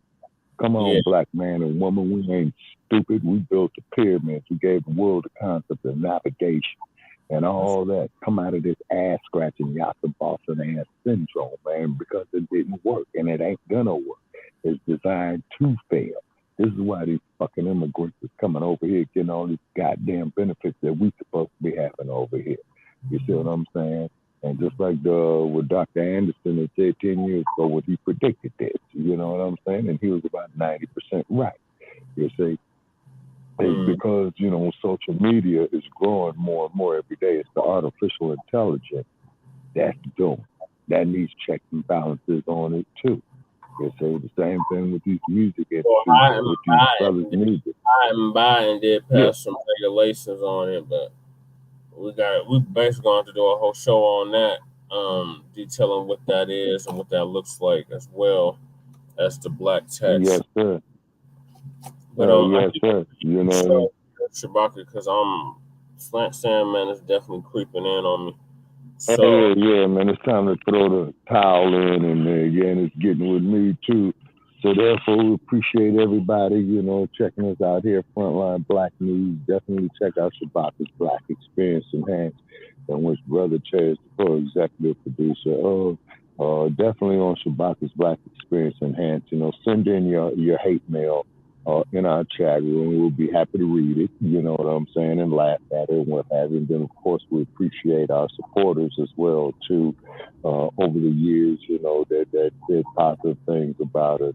It is controversial of what we do, but there's no change without controversy. Do we have the topic for Tuesday yet? Not yet, Brother Che, because I'm leaning toward the current political fervor. The presidential situation that's coming up, man, because that's going to be starting next month. Because they're already getting ready, to start the campaigns, for next year, the caucuses, the primaries, and all that. It's going to be a fucking circus. You know what I'm saying? And so, we could have an open mic on it, but you're the co-executive producer, brother. You got the juice, man, to figure out the type of a show if you so desire, man, or we can get together. But also, too, we want to give a shout out to Ms. Rosa Sparks. She's the content creator, heavy duty, very major on Twitter. and we are in negotiations with her of asking her to come on the show, to do an hour. And I'll keep you all posted up on that, and go to our like page about the Black Experience Enhanced, where you can leave your comments, for our supporters and well wishers, and our haters. Definitely leave your hate mail right there. We will read your garbage. You know what I'm saying? Hell, you can even call in on the air and vent your hatred toward us, because we speak against the popular version of what is true, okay? Because we ain't going to sit up here and believe that these damn transformers can menstruate. And then another disgusting thing too, Brother Chad, came across is that the transformers, they're shoving a tomato paste up their ass, man, to simulate a menstrual cycle. I know, I shared that. I was like, what the fuck? Oh yeah, it's sick, man. Very sick. Very sick. Very sick. But even still, it sounds like that these motherfuckers is going to try to step to us on our challenge, man, but they're going to try to come to us with tomato paste. It's $200. Huh? The wage is $200. Yes. So okay. You can't prove that, that's your actual blood. Ugh. And yes. You can't menstruate and ovulate. You're going to pay us $2,000. And you can send it to this or this PayPal right here. Yes. Yes, sir. And we're not going for the tomato paste trick, okay? So we're letting that be known now. It has to be your actual fucking blood. Ugh. Yes, sir. Yeah. Oh, yeah. And we know it's impossible for them to do it. Okay, but like we said, they got their human rights and their civil rights, and we do try to be civil with them, but they damn sure don't want to be civil with us. Mm-hmm. Right. They sure the fuck don't. All right, well, I'm gonna bid you up. Thank you for coming on, and thank y'all for tuning in. Thank you for having me. This episode of the Front Line Blacc. We're doing a part 3 tomorrow. Council. Oh Lord, don't start. Don't start no mess. And be sure to feed the ponies their oats in the barn tonight, man. Broncos, the best horses around. Yeah. All right. All right. Okay. So good night from Las Vegas, from Sin City. Okay, Brother Che, have a nice night, sir. Thank you for having me on. All right. Okay. So this is going to conclude season 3, episode 35, part 2 of the Front Line Blacc News. We'll be doing a part 3 sometime tomorrow evening, or later on, because it's already 1 o'clock in the morning here where I'm at in the mall, high income city. So migrant flooded city. In addition to that, so the topics we didn't get to are Jonathan Major's trial begins in New York. Okay. After numerous delays, and New York City Mayor Eric Adams' sexual assault allegation case, and then our Unhoused Neighbor News, Unhoused Neighbor Sweep. So check us out. Yes, sir. Later on today, it's Monday now. So Monday evening after City Council, probably about 9 p.m. your time in the Pacific, Shabaka, for part 3. All righty. In the meantime, make sure you like us to all of our platforms, Front Line Blacc News on YouTube and Facebook, The Revolutionary Agenda on YouTube and Facebook, and Shabaka's Black Experience Enhanced on Facebook and Twitter, now X, at Shabaka EXP. So peace, love, light, revolutions, and separations, and Black empowerment. We will see y'all always later on today. Peace. Yes, sir. All right. Okay.